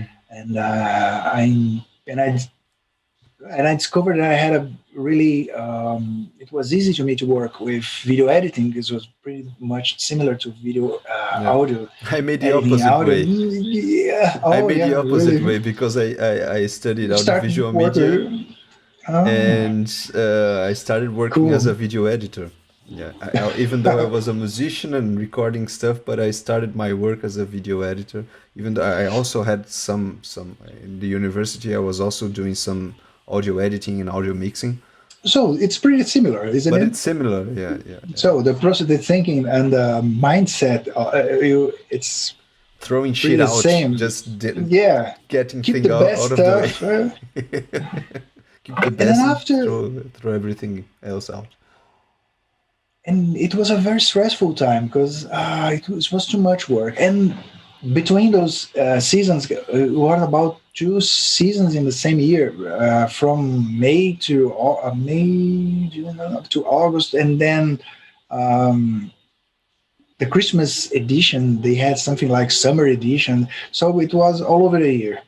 Yeah, yeah. But 50, 150 days most of the time, 140 days. Well, after 5 years of that, and sometimes working in the studio, recording some bands, but not as much as I used to do in the past because Okay. the music industry was in the 2000 had a real crash, and I can Yes, the say downfall. Yeah, yeah, yeah. yes, it had a downfall. There was no money to work with great projects I used to do with record labels who were not selling CDs. The things was it was different. So in 2013, I decided to, oh, you know what? I'm gonna I'm gonna live abroad for a year at least to do something different. I was thinking about studying master engineering or mixing it. Oh, I'm going to study what I've been doing all these years. So I'm going to try something more artistic, more different. I'm a musician. So then I discovered the Institute of Sonology in Den Haag, in Netherlands, in the Royal Conservatory. I applied for a place there, and then I sent some pieces, letters, and then they accepted me.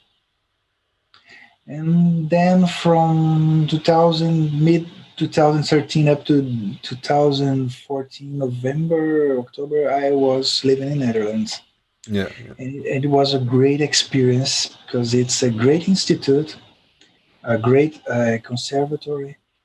Um, Amazing teachers, nice environment, and studying sonology. It was something that opened my mind abruptly. I mean, I'm not, it's not the right word to say, but opened my mind very wide, in a very wide way to understand music, the process of creating music in experimental way.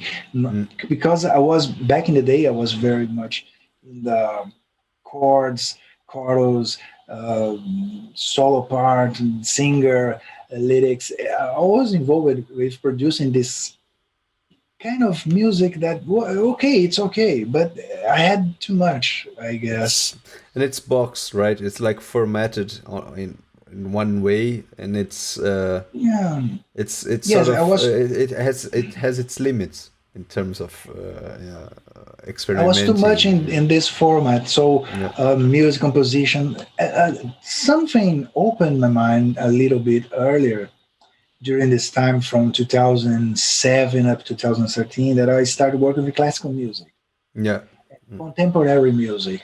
And these artists that I used to work with are a little bit more experimental artists that they compose things that are pretty different than the formal, normal, and harmonic more well harmonic progression. ways. So talking to them, I learned about Den Haag and the Royal Conservatory, and I start exploring more things on the synthesis field. I mean, processing the audio, something that I always like to work with. Um, Changing the sound of drums, the sound of specific instruments, even in very ordinary and regular records that I Yeah, used to work. I always trying to change something to weird things. Weird sounds always attracted me. yeah, I yeah. I think. mean, it's we also talked about my album, and we talked about this how this normal how this standard format of music production can sometimes be very limiting when you think about musical timbres or composition, and how this approach that using sonology or sound design. I like the word sound design a little bit better because it encompasses some parts of I really like the term sound design because design comes from diseño, from illustrating or from drawing, and that you draw with sound. Like John Cage says, like organizing sound, that music is organized sound.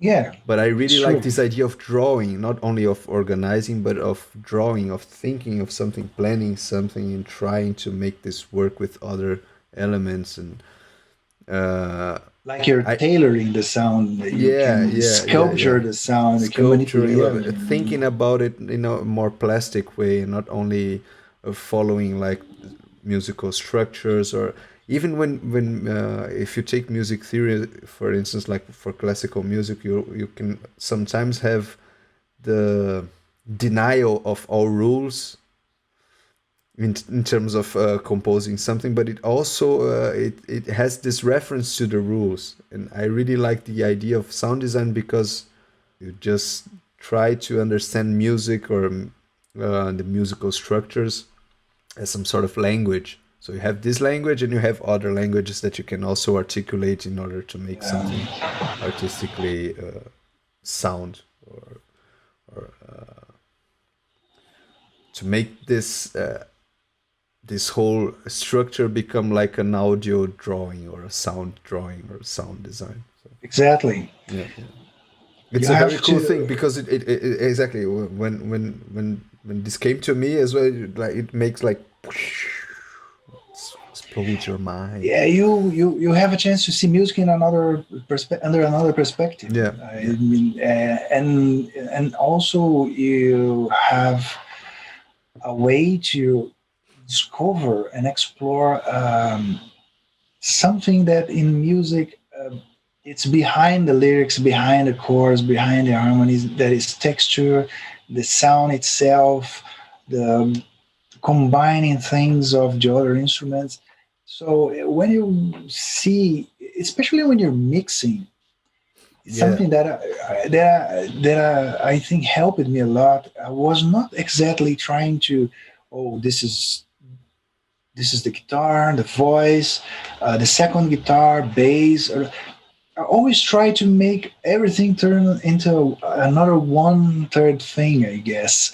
yeah, I don't like to see everything very unconnected. I like to connect them and see like one thing.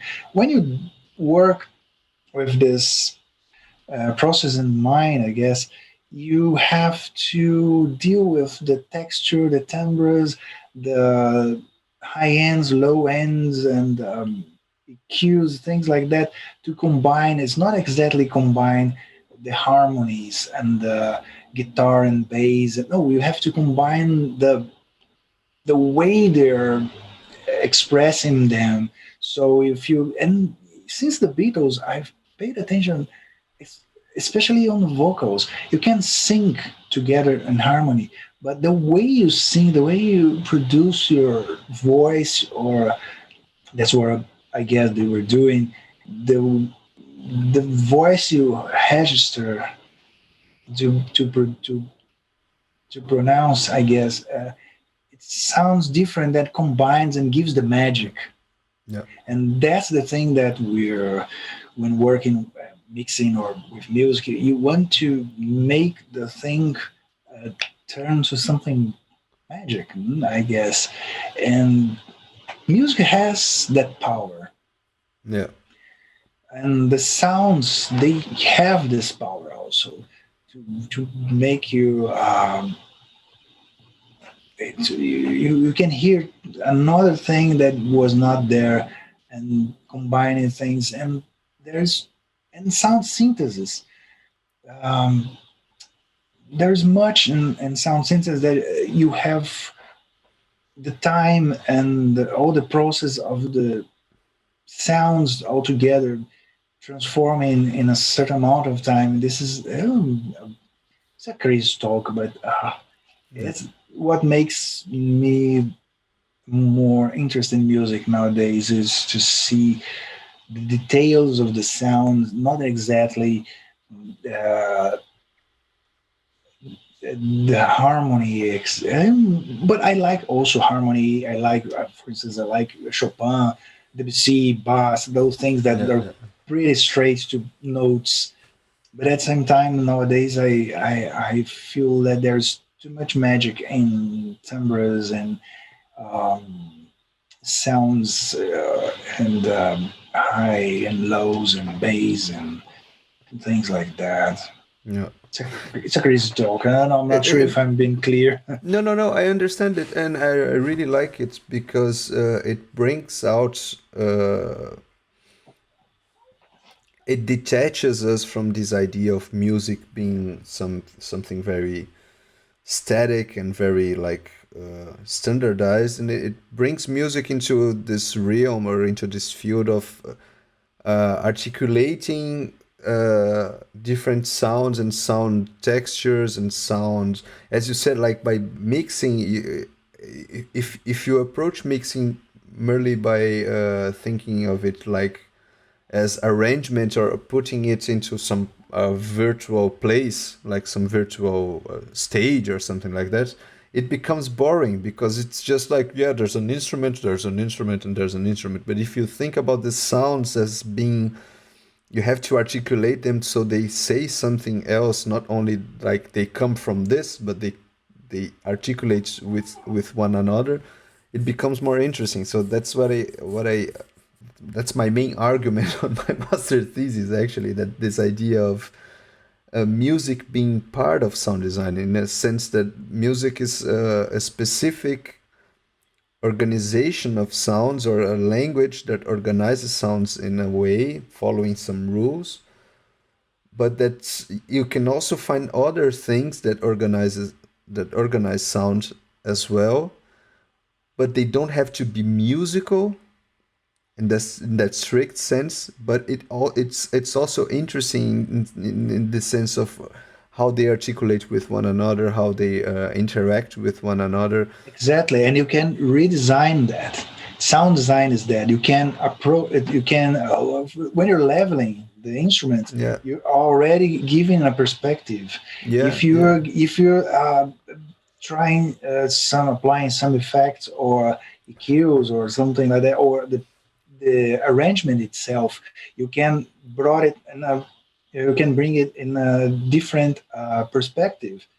I mean, And I think yeah, some musicians forget, we were also talking about guitars, which types of guitars there are, which like if you have a Fender precision bass or a jazz bass, or if you have like a Stradivarius, or if you have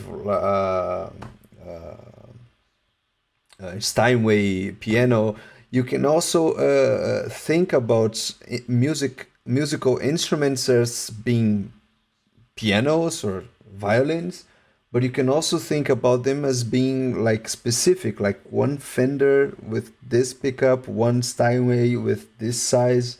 When you build an instrument, you're also making sound design because you're also thinking about something that is going to sound this way or that way. exactly. And most musicians, or I'm not sure if most musicians, but I think that sometimes musicians forget about this. Forget that you're not only playing a piano, you're playing this piano with this sound. So you're playing a sound, you're not playing a piano, you're playing a sound, you're articulating a sound, and that's not musical, that's sound design. That's thinking Yeah, about how the sound is going to come out. So when you do an arrangement, I think if you because in get, this way, the sound designer, the one who is going to work with sound design, I mean, it can transform the sound after it is recorded or on the fly when it's happening. you can You can, you, manipulate it. Yeah, yeah, yeah.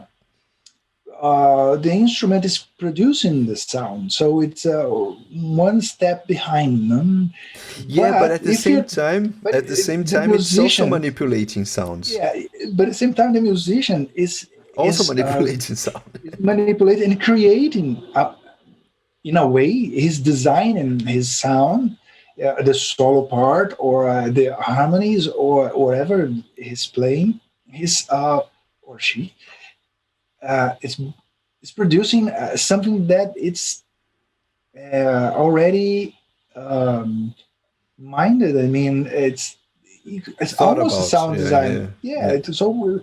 it's planning to. Oh, yeah, I'm going to use this chord. I'm going to play it like this, like that, or that. It makes sense when you say sound design because it's using the instrument to produce a sound that is articulated, but behind that is a design in mind. There's a project in mind that is thinking of. It's the same. It's not because you're in the computer, doing on the computer, sound designer. You're not. You're designing what you're thinking. Yeah, yeah, yeah, yeah. What you're transforming is not just a, a white canvas that you're drawing something nonsense. You're But thinking about that. At the same time, the musician, yeah, it makes sense when you say that the musician is producing and it's sound designing already the but sound. what I meant is, even when you think about an arrangement, and also in classical music, when you think about an arrangement, you're also thinking about articulating different instruments to make some music. It is sound design. That's When also sound someone design, because you're is, choosing which sounds is going to articulate with one another. And yeah, if you choose exactly. which sound, you're not thinking only a violin, a piano, bass, and a viola. You're also thinking this timbre with this timbre with this timbre is going to play something with this harmony and this melodic Exactly. line and da da da. So you're also With a planning certain amount of intensity, yeah, piano, frago, forte, and and going back. If you take someone that's going to build an instrument, I mean, you can also think about sound synthesis, for instance. That sound design, like on its most pure form, because you're taking one oscillator and working with a filter, and then take another oscillator to control this other filter, and then you do this, and you take an envelope control, and then you do this and use a sequencer, and then you build something. But you're almost like building an instrument. And when you yeah, do that with a synthesizer, everyone said it, oh, you're doing sound design. But if you build a drum set, why isn't it sound design as well? You're also choosing which sounds are going to articulate with each sound. You no, need this. That's yeah, what I but mean. what When you're building an instrument, you're also building a timbre. You're also choosing a way sound is going to be produced. So that's also sound design. So in a sense, it's music is it's organized sound, and yeah. organizing sounds is sound design.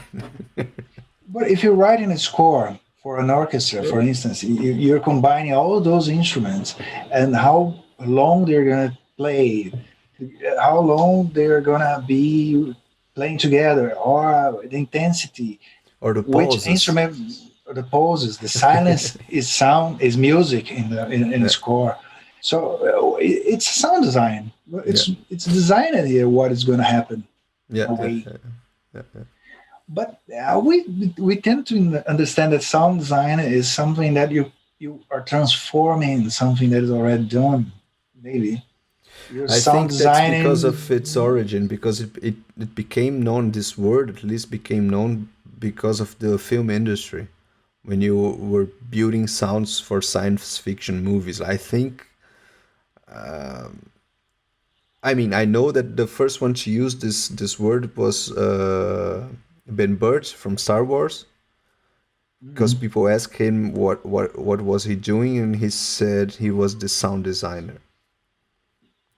But the meaning of it came from John Cage, or even before from Varese, I think, from Edgar Varese, Probably.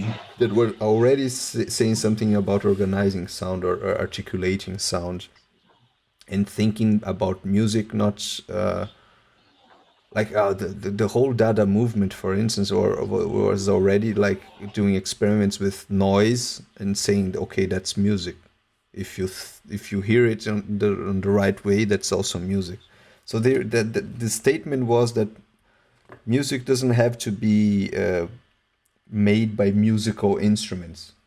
Music Yeah. is articulated sound or organized sound. If you organize sounds in a way that you can listen then afterwards, it's a composition, it's a piece, Yeah, so you yeah, can say that's music.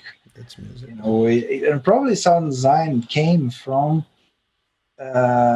something that you have to prepare for something else, like a movie. So I have to prepare the sound for a specific moment in the movie. So I have to really. It's not just the soundtrack.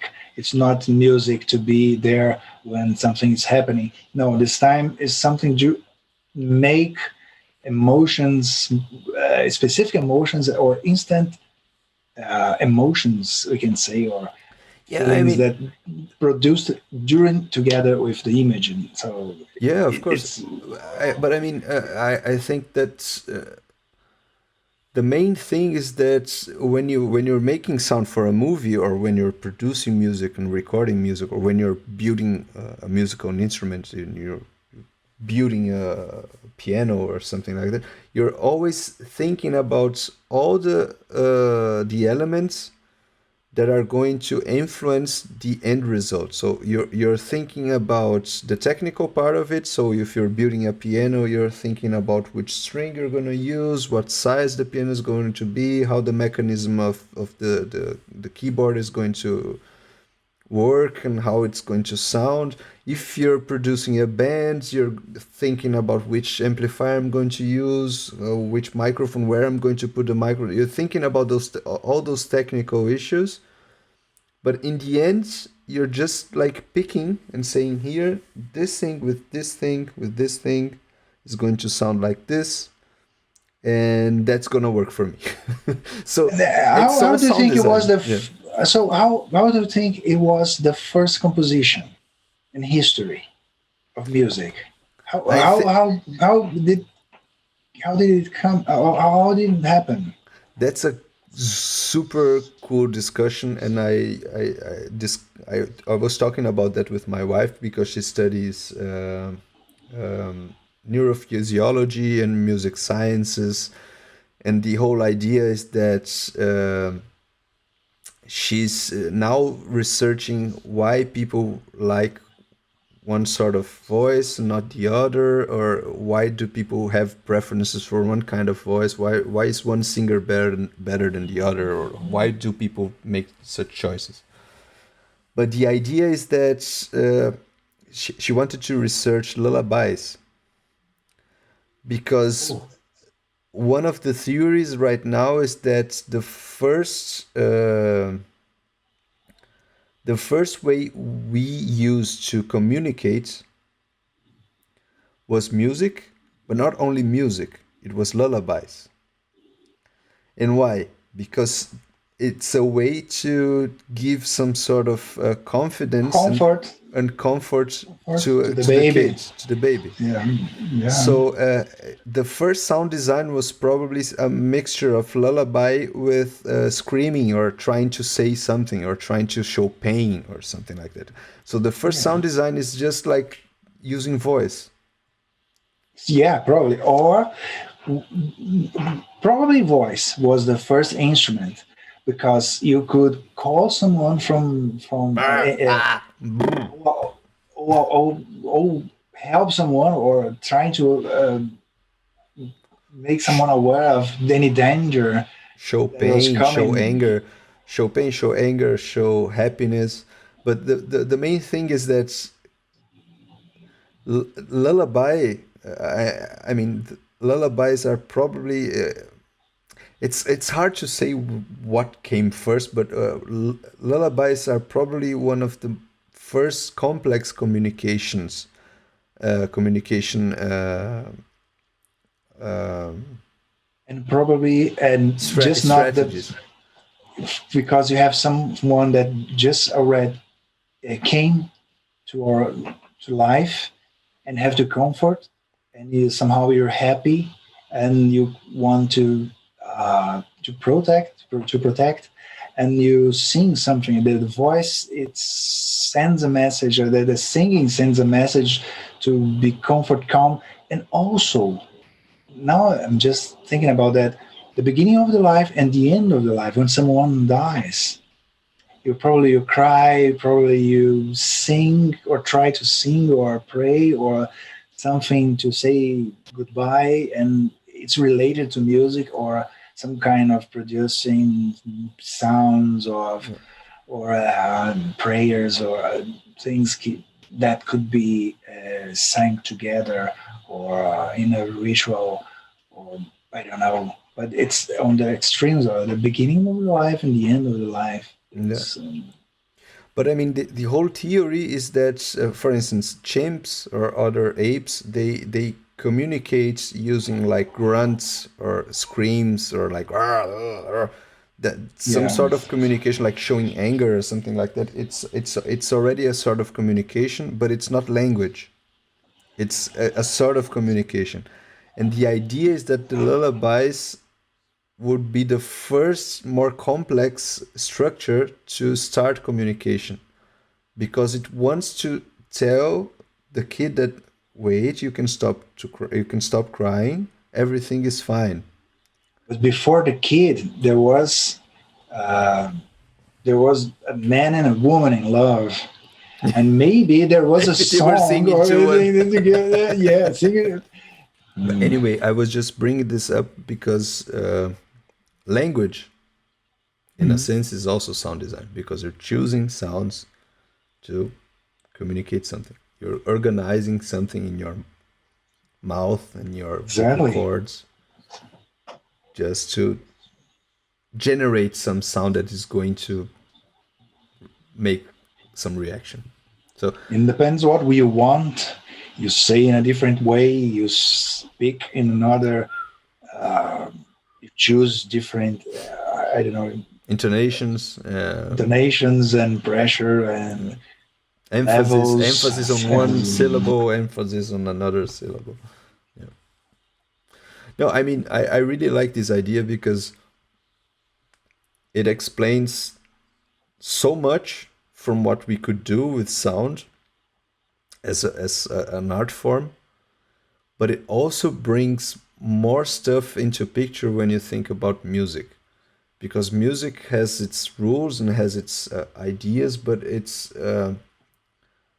I still think that when you talk about experimental music, and when we talk about um, exploring new areas of music making and of making art, I really like this idea because it brings out so there are so many tools and so many things you can do if you don't think about music as being something static, but as being part of an organization of sound.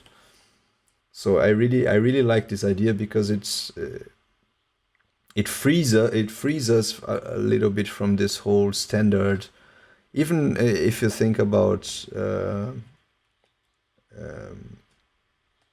the musical instruments, I mean, anything can be a musical instrument if you think about it.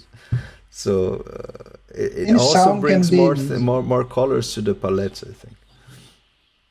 When I was studying sonology institute, and just before even going to Netherlands, when I was starting to mix sounds and trying to produce soundscapes at different atmospheres and other stuff, all mix it together to produce a kind of piece, experimental piece. Yeah, It's very strange when you go outside, and you pass through a street and you listen a lot of stuff different.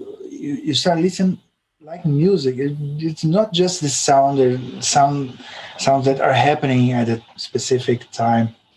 You start listening as music. It's pretty strange because you listen, you pay attention to the car, people talking, footsteps, birds, more cars. Another, it starts to become a kind of natural piece.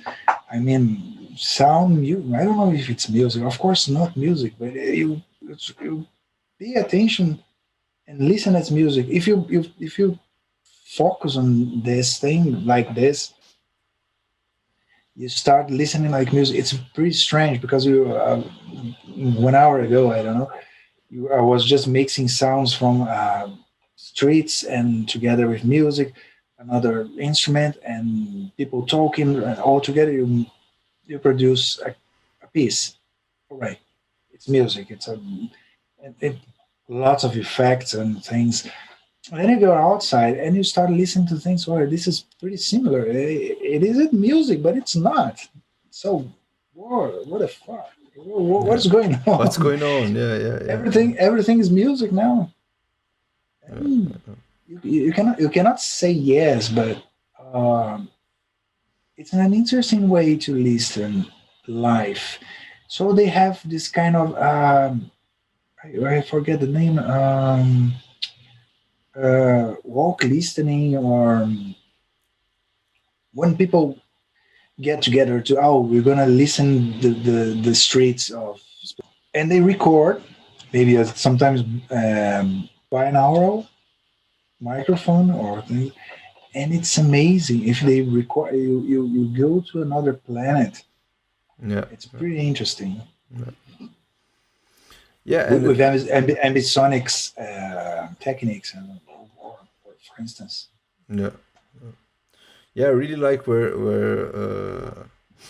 right now, mostly because of gaming, but also like this whole virtual reality. There are lots of experiments on ambisonic, not only on ambisonics, Atmos, and now I'm really interested in this head-related transfer function, like the headphones that can track motion and track your ears, and then try to make like 3D audio using the characteristics of your ear in order to put the sound objects in place like in 3D.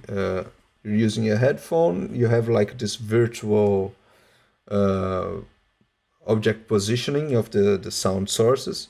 So if you move your head, they have to stay at place. They have to stay fixed there. So in order to do that, you have to check the time difference between both ears. You have to check the Very complex. EQ difference between two ears, and if you move up and if you move down, you have to check the phase differences between the ear form.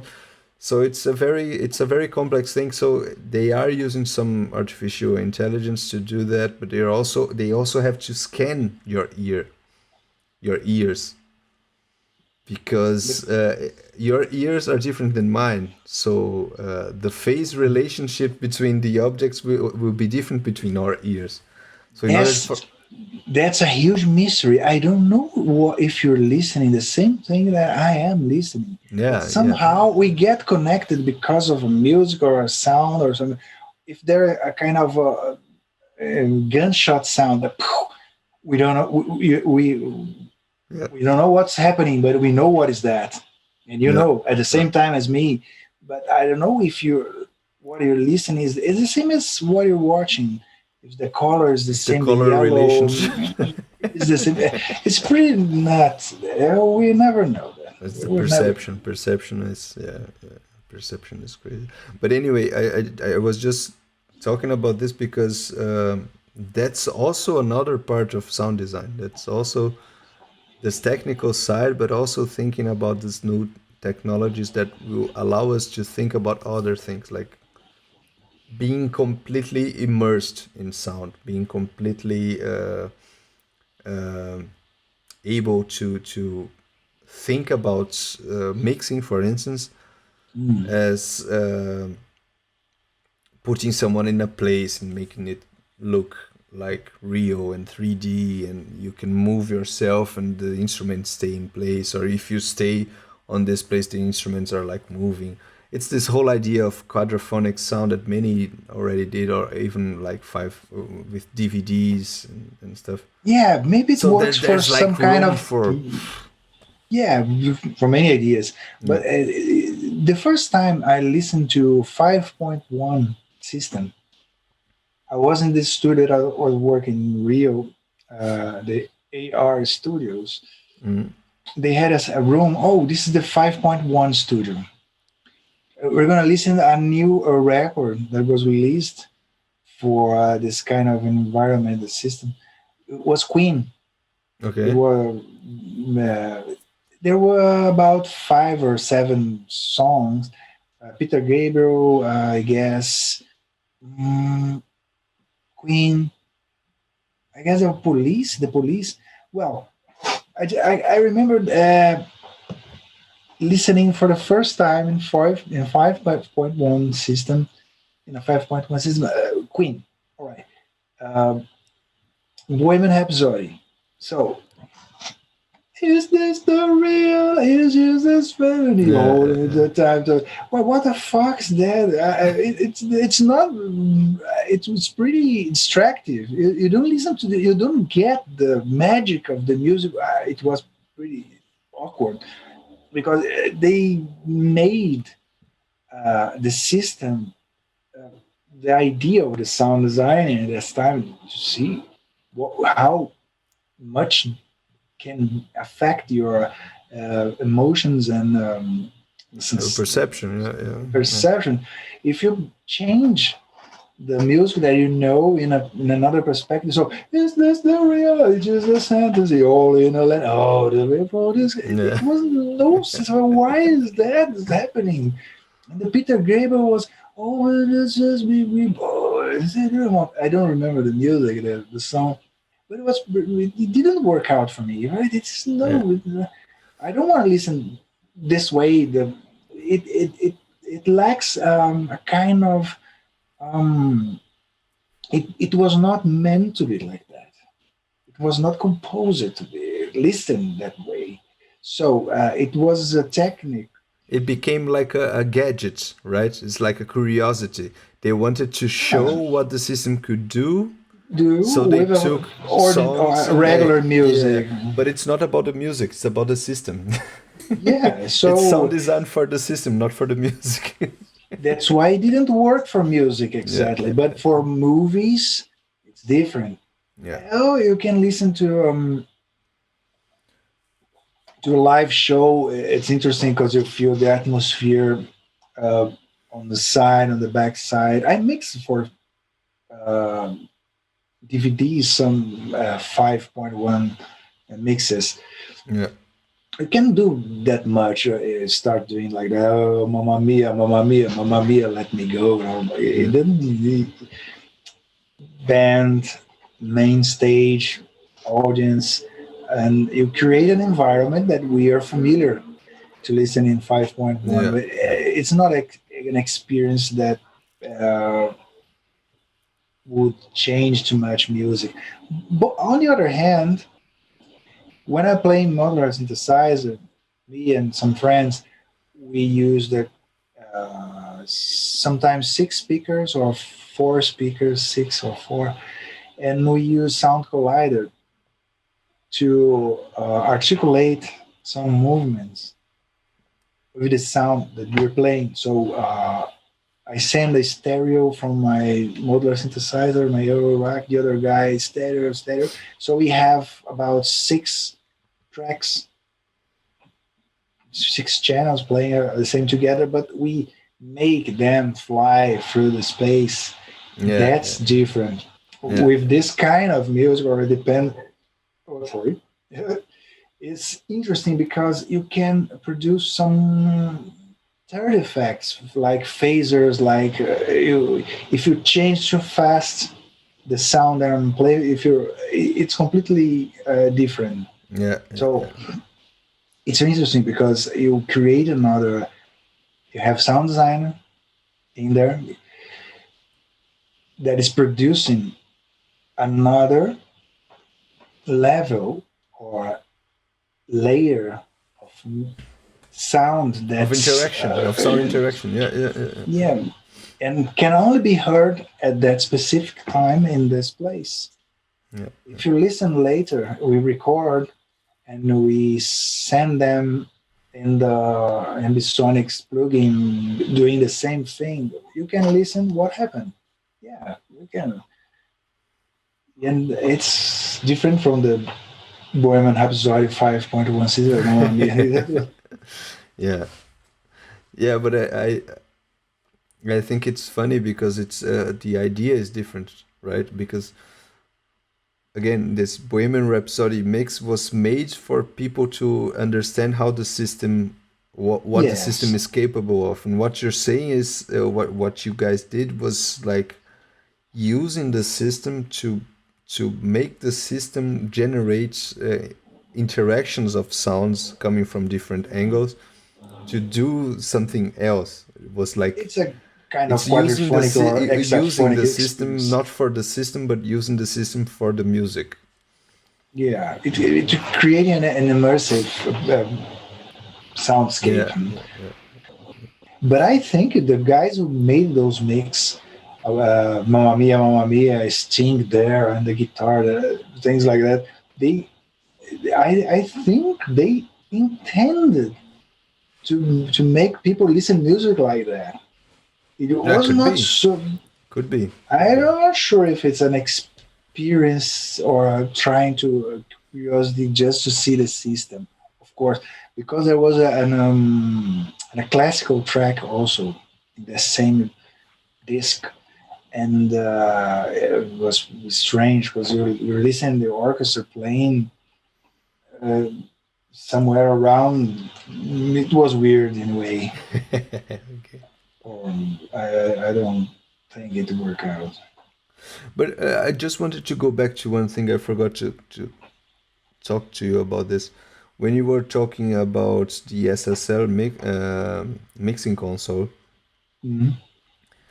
don't you think that this console, like some other classical compressors, limiters, and expanders or whatever, that they also they are so characteristic and they have like their sounds that they sort of they are also part of this sound design in a sense because they bring their timbre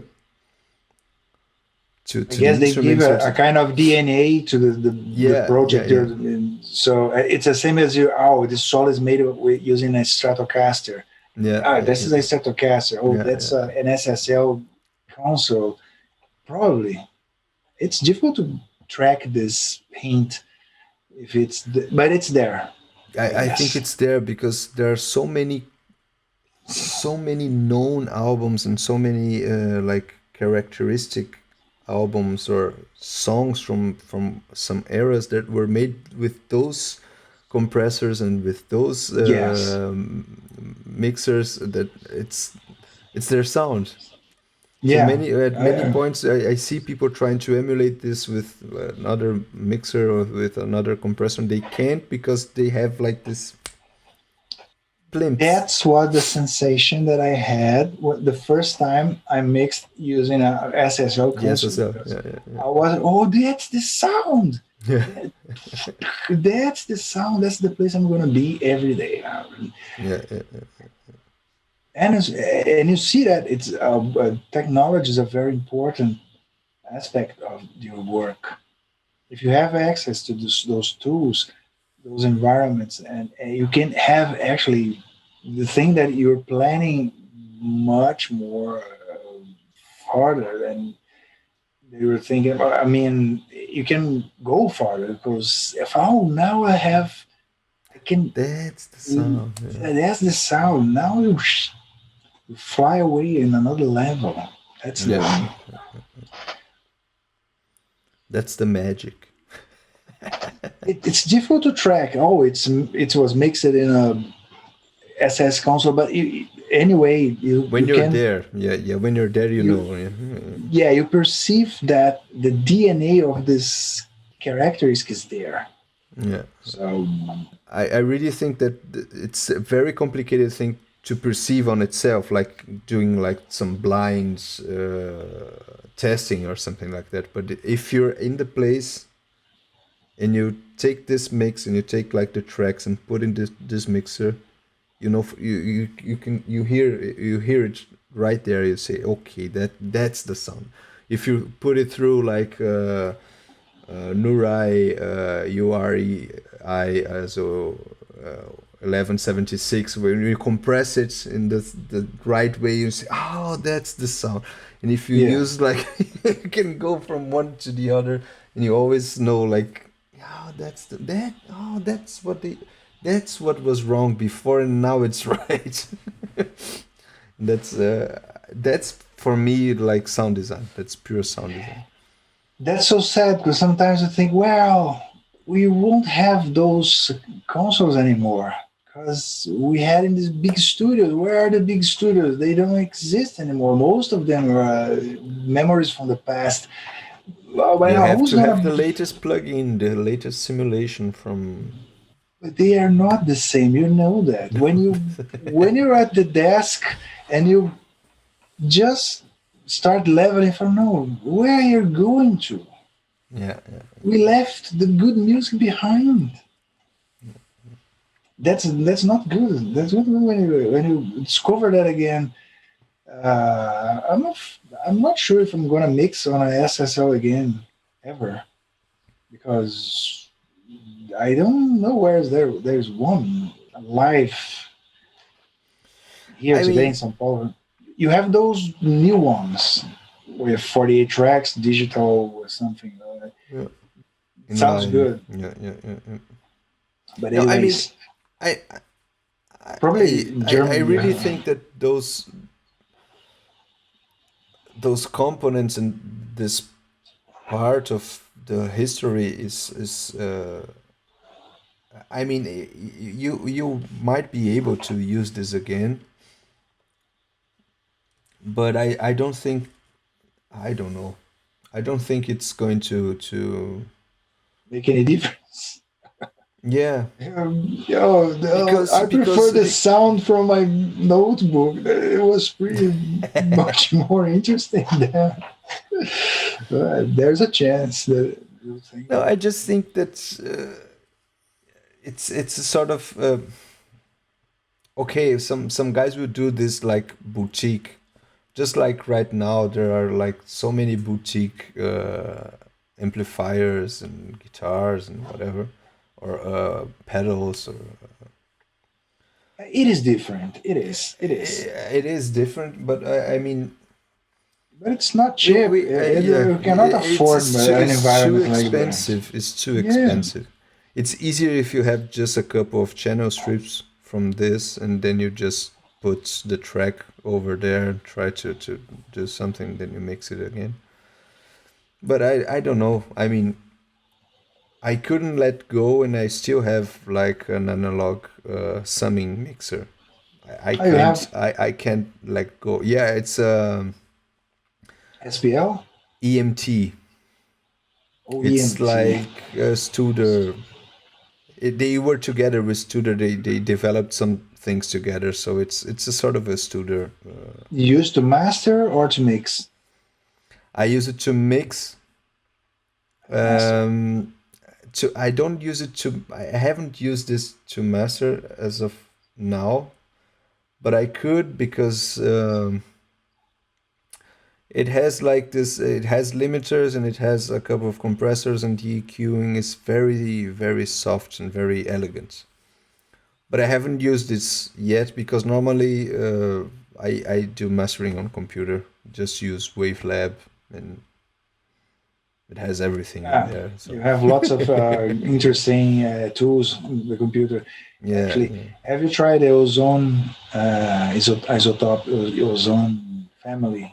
I've used the Isotope RX to make like noise managing and like, cleaning up shitty audio, but Ozone I haven't used as of now. I use the isotope 6, maybe the mastering I think it's Ozone. setup It's Ozone. Isotope Ozone. ozone, Yeah. the ozone 6. Okay. It's amazing. It's amazing. It's a really good. Probably the 9. They have the 9 now. They have the 9, number Okay. 9 now. Ozone 9 probably is much better. But the 6, that works fine with my Pro Tools. Yeah. 10, still on Mavericks, on this same, Yeah. this very same You have a notebook. vintage. You have a vintage I'm a boutique vintage guy. computer.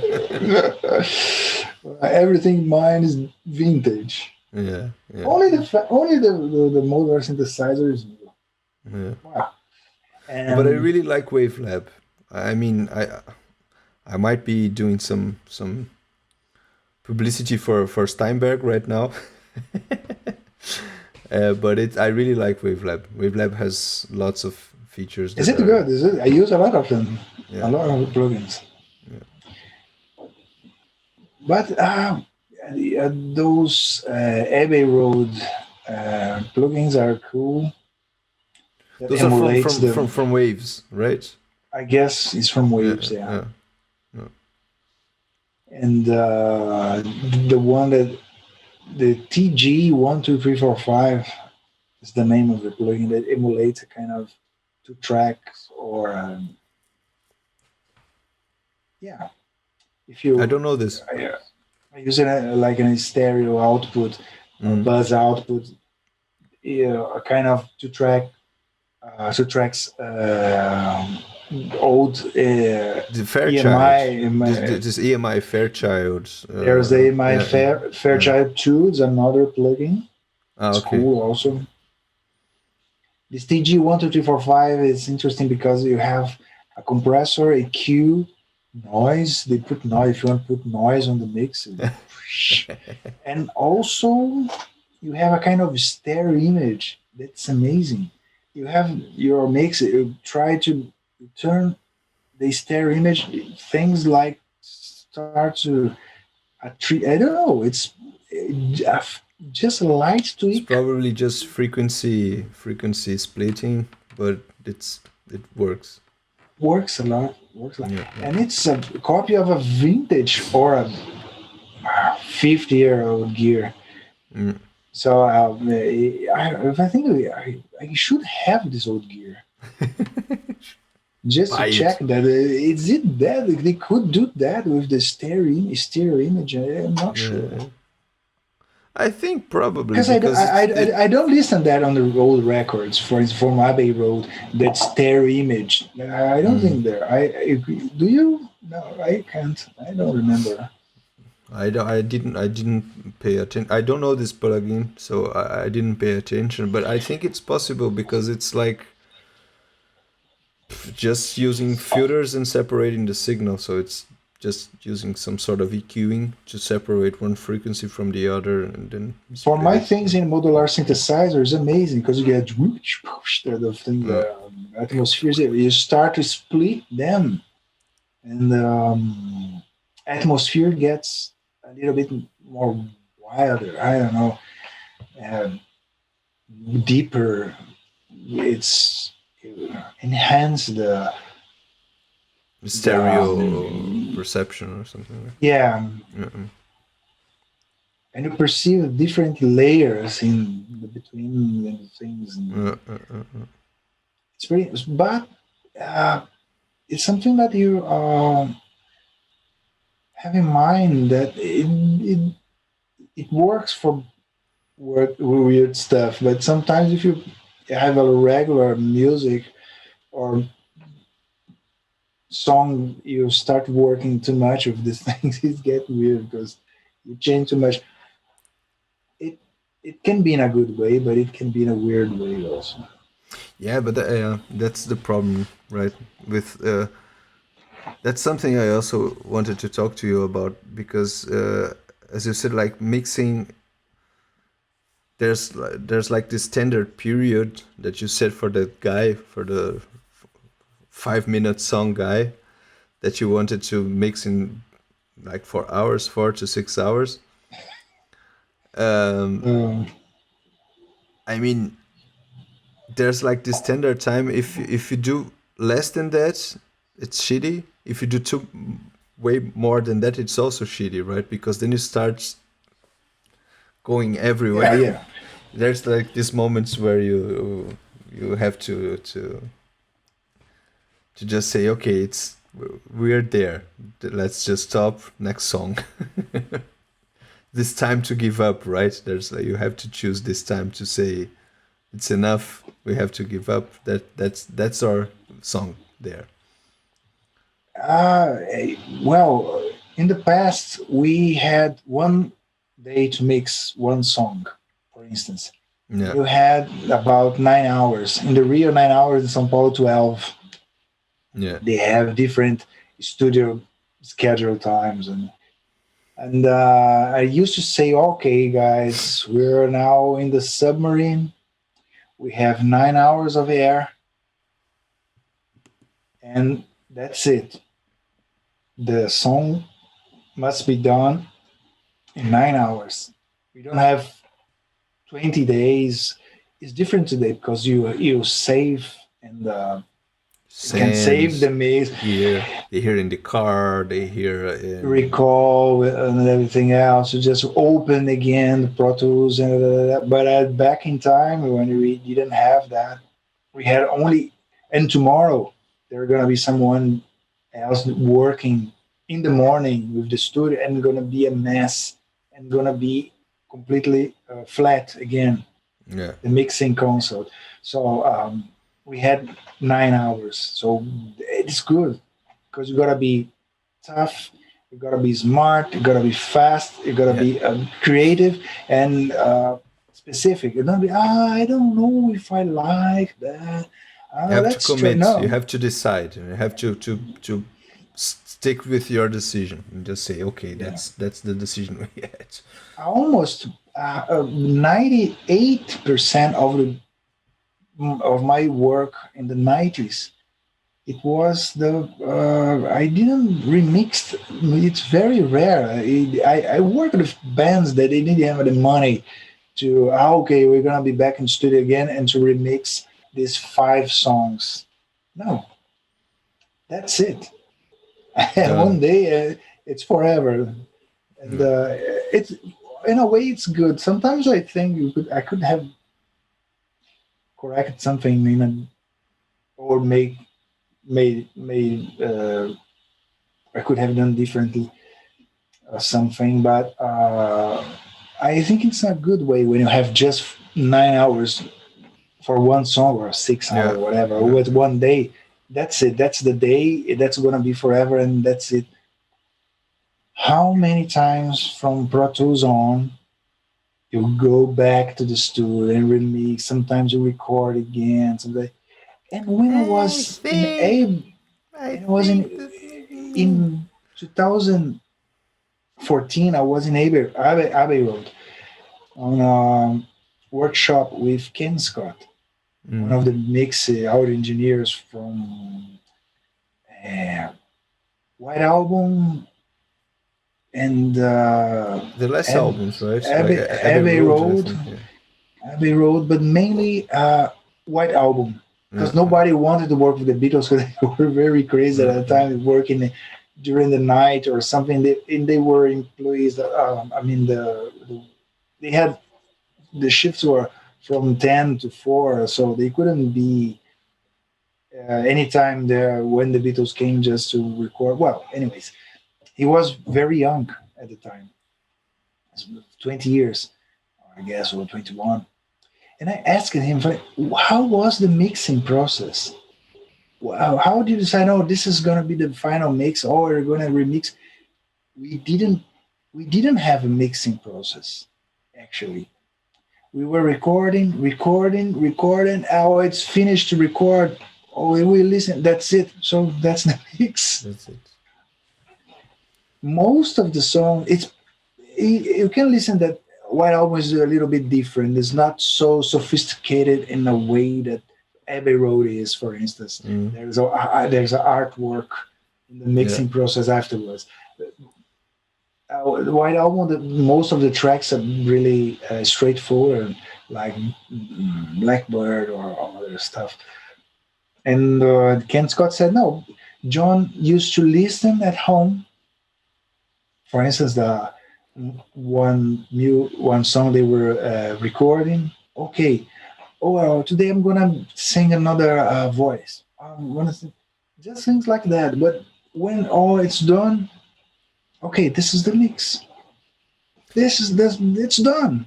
No, we don't I, have to spend now the guy of the 5 minute song is right because they didn't even need another five another hours to five mix. hours mix. It's It was done. already It's ready. done. Yeah. Yeah. Yeah, But I I think. couldn't believe. I couldn't believe it. I said it's dead, but this was the way. For instance, Glass Onion.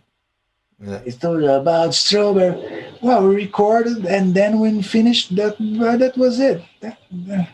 No, what's funnier also, mastering was the mix. You just put that on vinyl and just correct Yeah. some small things so it could be loud on vinyl. That was mastering. Yes. Wouldn't do anything else. Just okay here. Check the levels. This song is almost the same level as the next song. Okay, cha cha cha cha cha. Done. Because sometime before they call another session of remix that was okay. We're gonna remix was how we're gonna take number five together with tape number seven. Okay, this is remix. It's done. It's done. Oh, that's it. I think that's Cheers. an art. I really think that's an art because we have to know when mixing, when recording, we have to know when to say, okay, it's done. Yeah. And now I'm going to say, okay, our podcast is then has come to the end of today, talking about this mixing Yeah. things. So Beto, thank you. Really appreciate the time. Um, Thank you for inviting me. I think we'll have to do another one at some point in the Okay. in the near future. But I really appreciate. Thank you a lot, and Anytime we can do it again and again. we'll It's a good see. talk always. Cool. So Thank you for inviting me again. bye bye. Thank you.